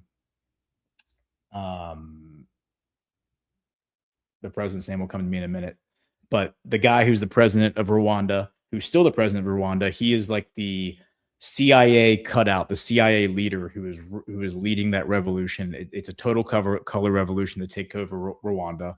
And look at where Rwanda is. Rwanda is right alongside this East Coast, where, again, $24 trillion of the most important rare earth minerals that are used in every single electronic that you use in your day, that are used in missile production, computers, electronics, cell phones, all of it comes out of this river valley right here. And so Paul Kagame, Paul Kagame, that's his name. And so Paul Kagame is the revolutionary who takes over Rwanda, and then a few years later, in 2000, he then overthrows the government of the DR Congo. Kinshasa is on the other side of the DR Congo over here. This is a very large country. It's almost the size of the continental United States.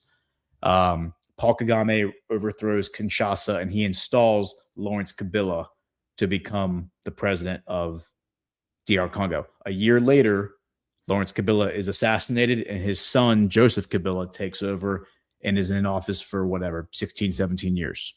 He's young guy. But his buddy is Dan Gertler, and Dan Gertler leverages that relationship to become the mining magnate, the Israeli mining magnate of the Eastern DRC, which pretty much puts him in control, firmly in control of the world's rare earth critical minerals at a time where you're about to have an explosion in demand for these minerals, because this is right when the iPhone comes out. This is right when, personal computing and electronics are starting to become very small and handheld. Obviously the internet, the dot-com bubble has burst, and the internet now has become a, ubiquitous in civilization. And so, Gertler is just positioned to be, have a chokehold over that entire industry. And as revealed in the Pandora Papers, he also becomes the personal ATM of the Israeli oligarchy, meaning that this guy's making, billions of dollars off of these mining operations. And then he's turning around and he's giving cash out to all of the elites in Israel. And he's just giving them cash. And then, of course, in exchange, I'm sure he's getting all sorts of protections. He's probably getting all sorts of benefit from keeping these guys flush with cash. And it's important to remember that Gertler, who is considered the black sheep of his family, because his brother, it's either his brother or his cousin, I believe, takes over as the president of the Israel Diamond Exchange. It's not Gertler who gets involved in that; it's his brother or his cousin. But their grandfather, Moshe Schnitzer, is the one who founded the Diamond Exchange. And when Moshe Schnitzer dies in 2019, it is right here. It is none other than Bibi Netanyahu who gives the eulogy at his funeral, because Bibi Netanyahu is a close friend of Schnitzer, right? And then Bibi Netanyahu's personal political heir, the heir apparent, the guy who was supposed to take over after Netanyahu leaves office, he was this guy, Yosef Cohen, who was the Mossad director until 2021. He is caught sneaking around while Mossad director, sneaking around the DRC with Dan Gertler in 2019. And they actually are caught, or Cohen is caught 3 times at 3 different points in 2019, sneaking around the DR Congo by the Tshisekedi government, and which is very strange for the Mossad leader to go to a foreign country and not contact their government and say, hey, by the way, I'm going on vacation in your country, or I'm coming to meet a friend, or whatever it is. It's like you would always contact them and say, just letting you know I'm going to be in the country. Don't be alarmed by this. And after the 3rd time they catch him, they basically suspect that he's trying to organize a coup against the country. They ban him for life. He's never allowed to go back. That is exposed in 2022 through this reporting publicly by a group of reporters. And once that's exposed, he's basically forced to leave political life in Israel. He's now trying to make a comeback. He was trying to run for prime minister this October, but I don't think he's quite past all this scandal yet. So here's that article right here, May 19th, 2022. We do get a few coup attempts. One of the most famous ones is May 21st, 2024. Christian Malanga, who is an American Congolese mercenary, former soldier, I believe, sold cars in Utah. Him and his son, Marcel, who's 21 years old right here, they lead a team of operators, international mercenaries, into Kinshasa to overthrow the government, and basically they're squashed. Many of them are killed, including the father is killed, Christian Malanga, but the son, here's Marcel, and 3 other Americans, because Marcel's an American, 3 other American operators, and then I think there's 30 total who get arrested. They all are arrested. They were originally going to be executed for, trying to overthrow the government. Then Tshisekedi steps in, gives them clemency, reduces their sentence to life in prison. And then when Trump comes back into office a year and a half ago, he negotiates with Tshisekedi to have the 4 Americans sent back to America to serve out their term in an American prison. And I speculated at the time, I think that probably these guys were probably forced to disclose as part of that deal, where they weren't going to be executed, where they did get to live out their days in an American prison, which I imagine is much better than an African prison. They probably had to disclose who hired them, like what were they up to. And my guess is that they were hired, of course, by Israeli oligarchs. Here's a video of Christian Malanga walking around the West Bank with IDF soldiers, joking around with them. He was friends with Yossi Cohen.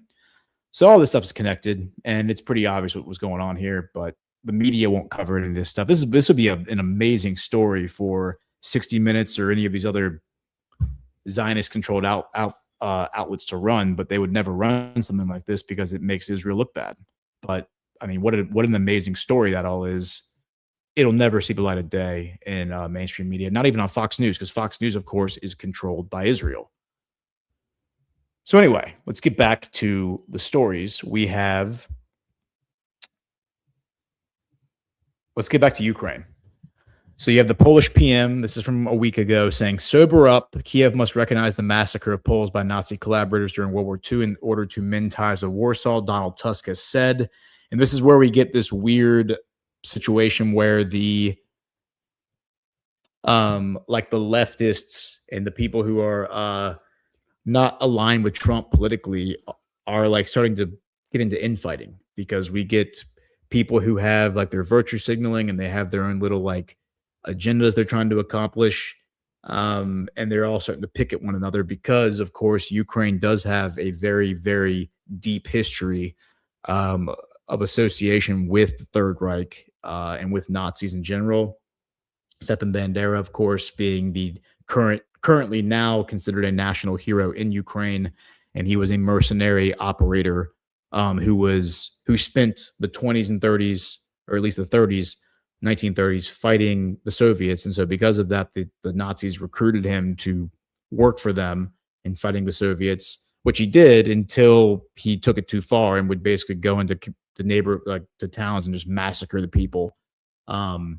And to the extent that they ended up, I think the Nazis first disassociate with him, then they end up arresting him, then they end up releasing him. And then, of course, after the war, he is hired by the CIA to become their #1 color revolution specialist in Eastern Europe, where he goes around overthrowing troublesome governments on behalf of the CIA, Operation Gladio kind of stuff. He now has monuments built to him in Ukraine, which makes perfect sense because he's a CIA hero, and the Ukraine is a CIA cutout, a CIA proxy state. So here's Donald Tusk talking about how Ukraine needs to recognize the massacre of Poles. These massacres are referring to Stepan Bandera, and Stepan Bandera going into these places and just killing everybody in a village.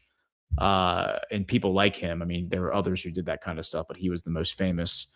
And so Donald Tusk is saying, you need to recognize this. You need to publicly say it. You probably should stop building monuments to these people. But if anything, under Zelensky, we've seen the glorification of Stepan Bandera and people like him expand like tremendously. Like we've seen that grow. And the thing that really confuses people and really muddles the situation is the fact that Igor Kolomoisky, who we talked about earlier, he is the Ukrainian oligarch who funds not only is he the creator of Zelensky, he's the one who employs Zelensky as an actor and basically cultivates him and then backs his run for president in 2019.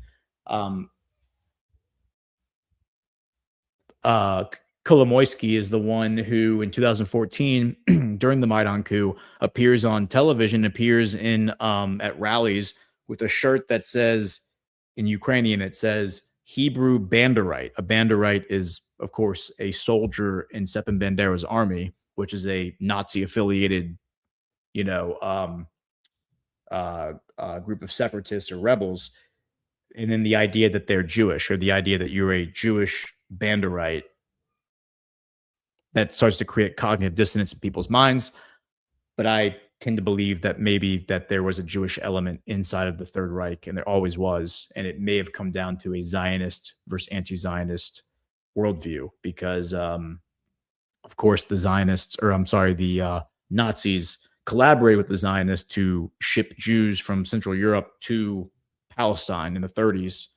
And that's really what led to the creation of Israel. And that's why in the 70s, there was a debate over whether or not Israel should erect a statue to Adolf Hitler, because Adolf Hitler was one of the most important founding fathers of Israel, because he sent so many Jewish Europeans to Palestine to create it. And that was part of the Havara Transfer Agreement, which allowed the German economy to pull itself out of hyperinflation. And they did that by having a bartering system where the Jewish citizens would give their possessions to the banks in London, and then the banks in London would mail the possessions to Palestine, so they'd be waiting for them when they arrive, and then they would buy back the possessions from these banks without ever using German marks, which were at that point hyperinflated. And in exchange, the German economy benefited because it was able to acquire wealth and assets and resources without having to spend its money, which was worthless in the eyes of all the other European countries and in the eyes of the London banks. So it was a mutually beneficial situation between the Zionist Jews that wanted to colonize Palestine and the Third Reich, which wanted to pull itself out of hyperinflation. All right, that was a huge side quest. I apologize for that, but I just like to give background on this stuff. I think it's better for people to understand it thoroughly than for us to cover every single story that's out there. Let's see. We have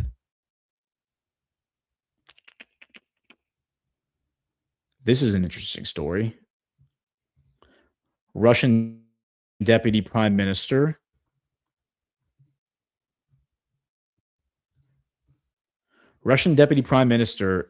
names reason behind fuel shortages.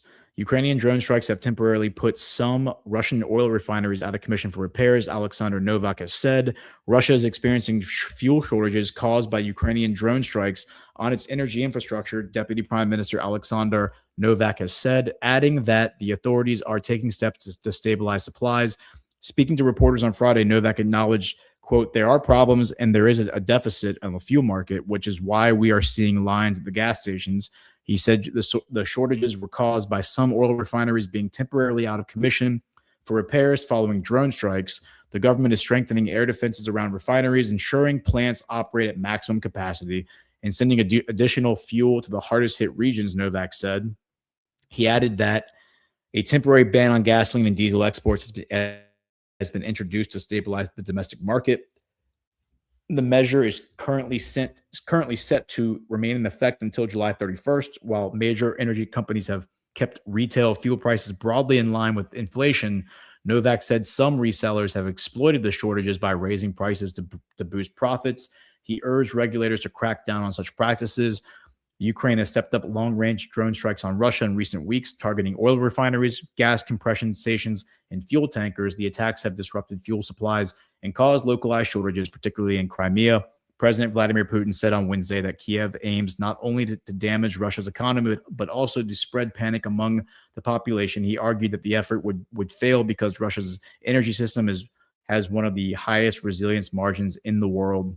The Kremlin has said Moscow would intensify strikes on Ukrainian military-related infrastructure in response to what it describes as Ukrainian terrorist attacks on Russian civilian facilities. So that kind of brings us full circle back to this character who was just appointed as PM, and that would be this guy, Sergei Korevsky. He is a Ukrainian entrepreneur and top manager who serves as the prime minister of Ukraine since July 2026. Previously, he led Ukraine's state-owned company, Naftogaz. Korevsky is also a former director of PJSK or SC Ukranafti, which is the largest Ukrainian oil and natural gas extracting company. It also operates a nationwide gas filling station network. He also was a director of Ukritat Nafti or Nafta. I'm saying these words wrong, but you get the point. It's a Ukrainian oil refining company based in Kremenchuk and founded in 1994. It is one of the largest oil producers of oil products in the country. The company operates the largest oil refinery in the country with a capacity of 368,000 barrels a day and several petrol stations. From 2002 until 2014, Korevsky was a parliamentary assistant to various people's deputies in the Verkhnova Rada, which is their parliament. He also successfully tried to win his own seat in the 2006 Ukrainian parliament election. He graduated with a mechanical engineering facility in the Lunsk National Technical University, and in 2005 from the business facility at the same university. In 2019, he participated in an executive MBA program at the Kiev Business School. From 1997 to 2018, he worked at Continuum Group in Lutsk, rising from an analyst to the CEO. The founders and owners of this group were Igor Yeremeyov and Stepan Ivakiv. Between 2002 and 2006, he was a parliamentary assistant. In 2002, he became the head of the Western Oil Group, the WOG joint venture, part of the Continuum Group. And from 2007, served as the CEO of Continuum's managing company. Let's see, any other notable. In 2013, he became the CEO of WOG, which is that Western Oil Group, where he developed and implemented business strategies, secured financing, and led investor negotiations, and handled merger and acquisition transactions. Under his leadership, WOG expanded its activities. Okay, that's great. Let's see, in 2022, during the general shareholders meeting for Ukranafta, they appointed Korovsky as the DEP director. Yeah, as the director. We already read that. For the first time in the company's history, Ukranafta prepared its financial plan according to the requirements of the law of Ukraine on the management of state-owned assets. In 2023, Ukranafta ranked first in the index of the best extractive enterprises. Let's see. It had a huge tax debt of almost $7 billion. It repaid all of that under his leadership. It expanded its partnerships with international companies to replace obsolete Soviet, Russian, and Belarusian equipment. It looks like this guy was in bed. The company started cooperating with the American Petroleum Institute. So I wonder what connections he has to the Bush cartel. What I'm looking for, though, I'm looking for Kolomoisky. So this guy is connected to Kolomoisky. Stand by for processing it. Let's just look this up real quick. And then I got one more story, and then we will get everyone out of here for the weekend.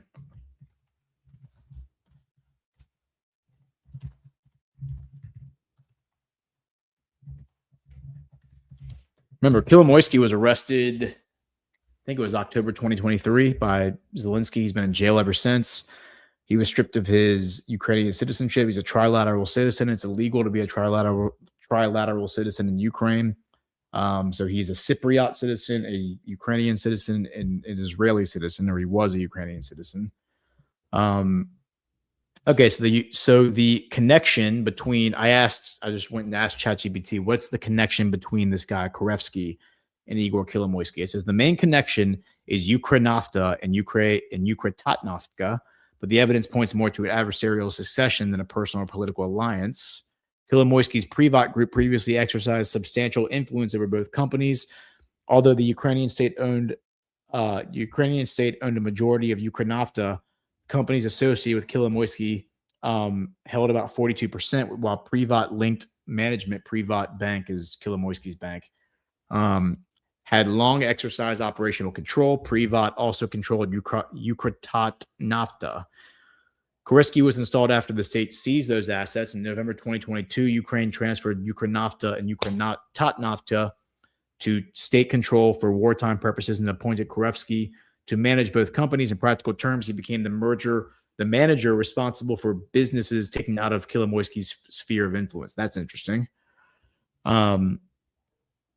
Korovsky's management investigated and challenged the legacy of Privat-era operations. He later said the companies inherited roughly 100 billion hryvnias, or whatever their Ukrainian currency is, and disputed debts and other problematic matters connected to previous Privat-linked management. His administration introduced competitive procurement and pursued restructuring and debt recovery.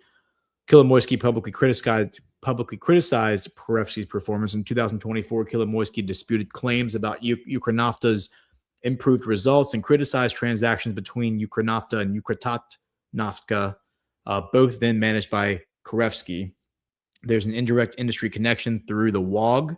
Before entering state-owned management, Korovsky ran WOG, which is the Western Oil Group, a major fuel retailing competitor operating in the same market as Privat-linked fuel businesses. There's no reliable evidence that Korovsky was Kolomoisky's employee, business partner, political protege, or personal associate during that period. Interesting. So potentially it sounds like they might have been rivals, but that doesn't necessarily mean that one is good and one is bad. Bad guys are rivals all the time. Okay, so the last article where I think we'll land it And before we do, I will just finally archive loaded this page. This is the Barack Ravid inside BB's mystery Trump meeting. And I'll just show you that according to the White House officials that Barack Ravid spoke to, it said, two White House officials told Axios, which is Barack Ravid, that while Netanyahu wanted to meet Trump, a meeting was never confirmed or added to the president's schedule. Our impression was that Bibi was trying to will a meeting into existence. One of the officials said it was unclear whether Netanyahu received an outright no from the White House, but it is clear that he did not receive a positive response. So originally, Netanyahu said that he was meeting with Trump this coming Monday because of Lindsey Graham's funeral planned for tomorrow. Now the funeral was pushed back, 10 days to not next Tuesday, but Tuesday after next Tuesday. And so I don't know. I mean, they scheduled, or they canceled Netanyahu's office said they canceled the meeting because he's no longer traveling to the U.S. to attend the funeral this weekend. I'll also look at this real quick. Naftogaz is the largest national oil and gas company of Ukraine. Vertically integrated company, carries out a complete cycle of exploration, extraction, transportation, and refinement of natural gases. And I wanted to point out that if I go to my mind map, I do have a lot of these laid out from the Book of Trump episodes we've done on that era. And you'll see that, let's see what we have on Naftogaz. We have right here.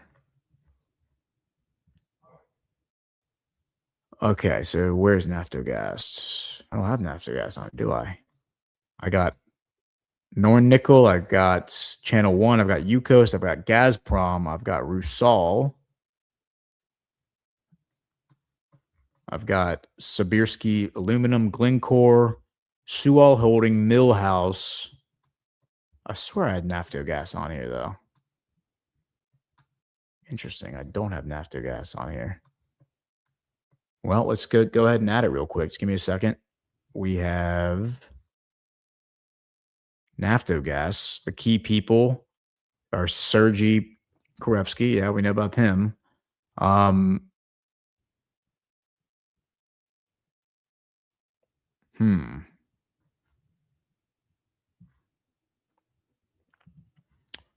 And so who founded this? It says the former PwC management consultant. Okay, so PricewaterhouseCoopers is connected to this. So they were a managing consultant. Andrei Kobelev took over as CEO after the 2014 Ukrainian revolution, tasked with reducing the country's dependence on Russian gas and reforming the company's business practices. That's interesting. So PricewaterhouseCoopers took over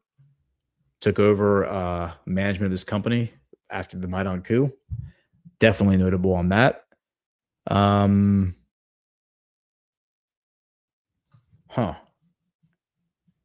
it says at the end of the 1990s, Ukraine was consuming a record 75 billion meters cubed per year, which was the fourth indicator that in the world, and seemed strange to say the least, considering the country was not part of the top 20 in GDP volume.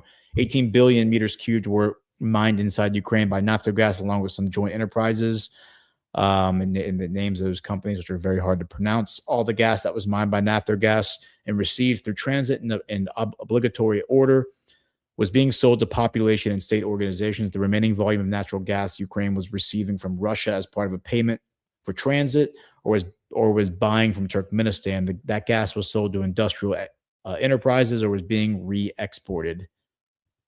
Also, instead of investing more funds in geological exploration for Ukr-Gazprom, its money was used to patch budget and foreign debt holes, which led to decrease in mining of hydrocarbons and decline of the industry. Most of the oil refineries were sold out to Russian companies. The only refinery that belongs to Naftogaz is the Shibalinsky gas refinery, which Naftogaz controls through this company who's very difficult to pronounce. But where is that gas refinery?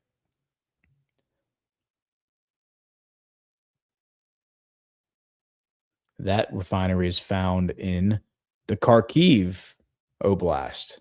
Okay, so that would mean that this place is under contest by Russia. It says before 2001, Ukraine had two state enterprises in the transportation of oil, main oil pipeline, Druzhba, and the Dnieper main oil pipeline. The pipelines were often used by Russian companies, but after Ukraine built connecting pipeline Odessa-Brody, the Black Sea Coast West Ukraine pipeline, Russian companies installed an alternative pipeline route of their own.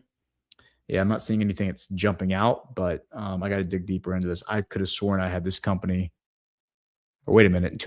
In March 2018, Naftogaz won a trial against Russian Gazprom for shortened gas supplies before the arbitration institution of the Stockholm Chamber of Commerce and was set to receive a net amount of $2.5 billion American.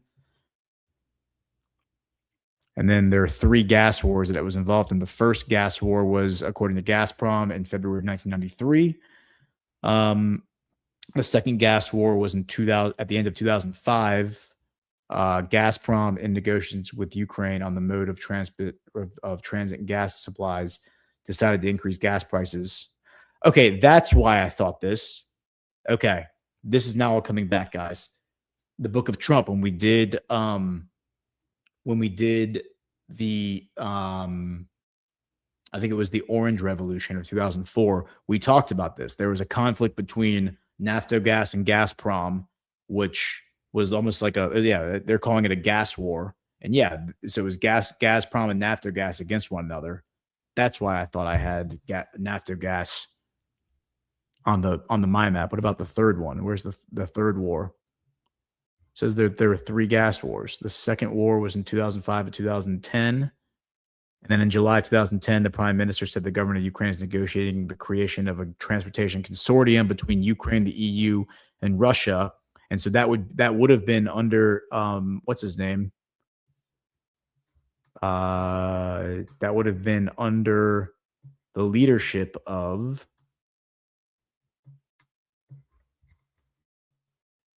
him, Viktor Yanukovych.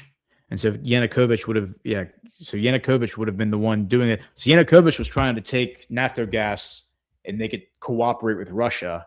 And that would have been one of the reasons they would have overthrown him. So this is all starting to come back. So yeah, go watch that episode of the Book of Trump, the Orange Revolution. That was a good one. All right. So the last article, which is connected to all this that I'm going to cover just in a few minutes, is the article about this one. Russia is not the main threat to Europe. Italian Deputy Prime Minister. This would be Matteo Salvini, is the name you all have heard before. And every few months, Matteo Salvini comes out and he gives us the signal that Italy is part of the Sovereign Alliance. Italy is actually in league with Russia. It says Russia is not the main threat to Europe. Italian Deputy Prime Minister Matteo Salvini has insisted, arguing that Italians are more directly endangered by illegal immigration.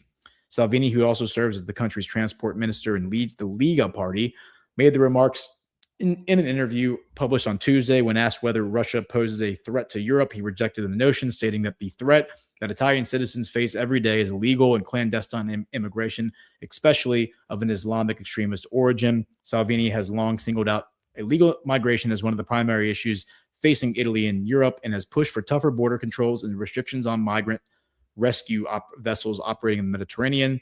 His comments come amid years of disputes inside the EU over illegal migration, asylum rules, border security, and the bloc's handling of arrivals from the Middle East and Africa. According to Eurostat, the EU received more than 8.5 million immigrants from outside the bloc in 2023 and 2024. That is insane. Salvini has also repeatedly criticized EU policy toward Russia and the Ukraine conflict. He has opposed talk of a direct military confrontation with Moscow, stressing that we are not at war with Russia and the best path forward is dialogue.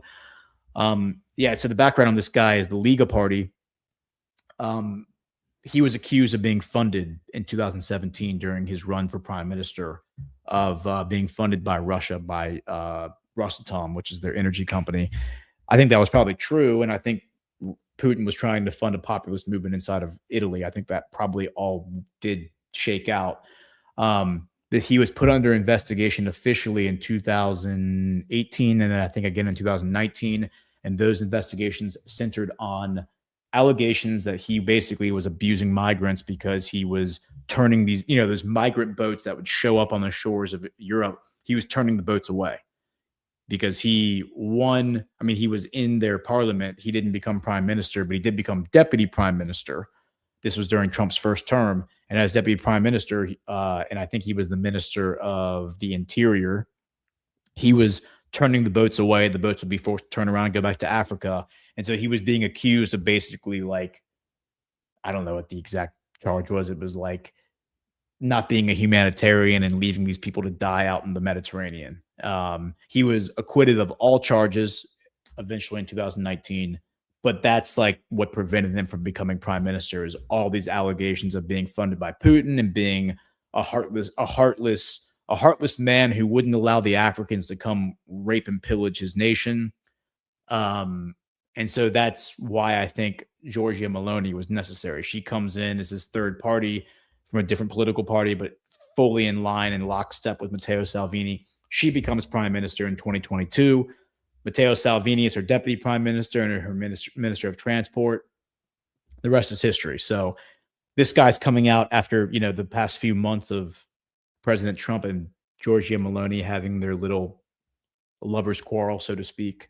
Their kayfabe. Matteo Salvini just coming out with the signal on top, being Putin's our guy, Russia's our guy, Trump's our guy. We're part of a sovereign alliance.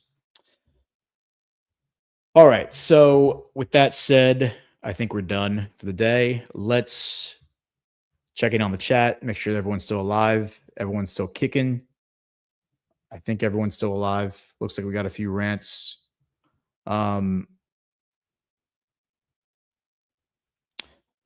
Keith O'Higgins, sorry to hear about your internet problems, Ghost. Is it possible Mrs. Ghost is running a shadow stream? I should go check on her. She probably is. Good to see you, Keith. I'm Scooter Pie. Thank you, $20. Thank you, Gordon, for all of your great shows. I'll just leave this for you and watch later. Great posts on X, by the way.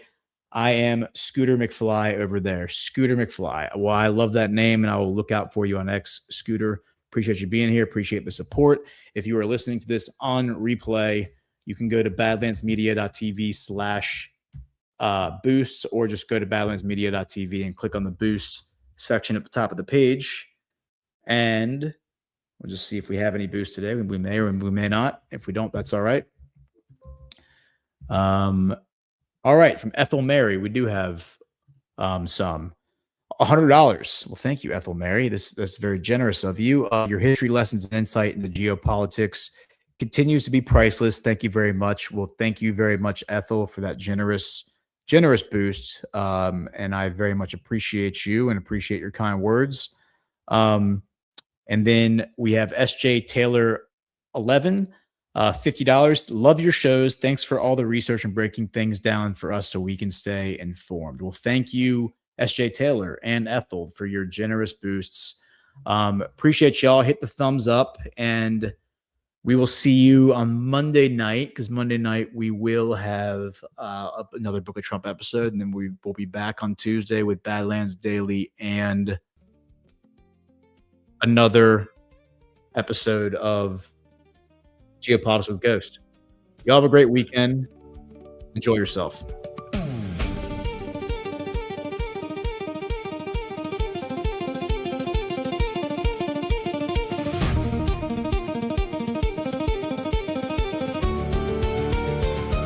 I'm going to pause because Babbage just threw a rant in there. He says, you have a YouTube super chat. Appreciate you, Babbage, for always looking out. And the YouTube super chat, shout out to YouTube, by the way. If you're on YouTube, hit the thumbs up. If you're on Rumble, hit the thumbs up. C-Shafe 0812, $5. Kolomoisky is a sacrifice. Thank you, Ghost. Appreciate that that comment. You might be right about that. I have a friend, Warhamster, and I'm going to bring Warhamster on to do a Book of Trump episode where we talk about Kolomoisky. He's the one who educated me on Kolomoisky 5 years ago and taught me all about Kolomoisky. So he comes from the world of finance. He knows Kolomoisky well, just in terms of like having investigated his financial crimes. So I'm going to bring him on a Book of Trump episode soon to talk about that. So thank you, C-Shafe 0812. Appreciate everyone over there on YouTube and on Rumble. Hit the thumbs up, and we will see y'all next time. Let's try that once again.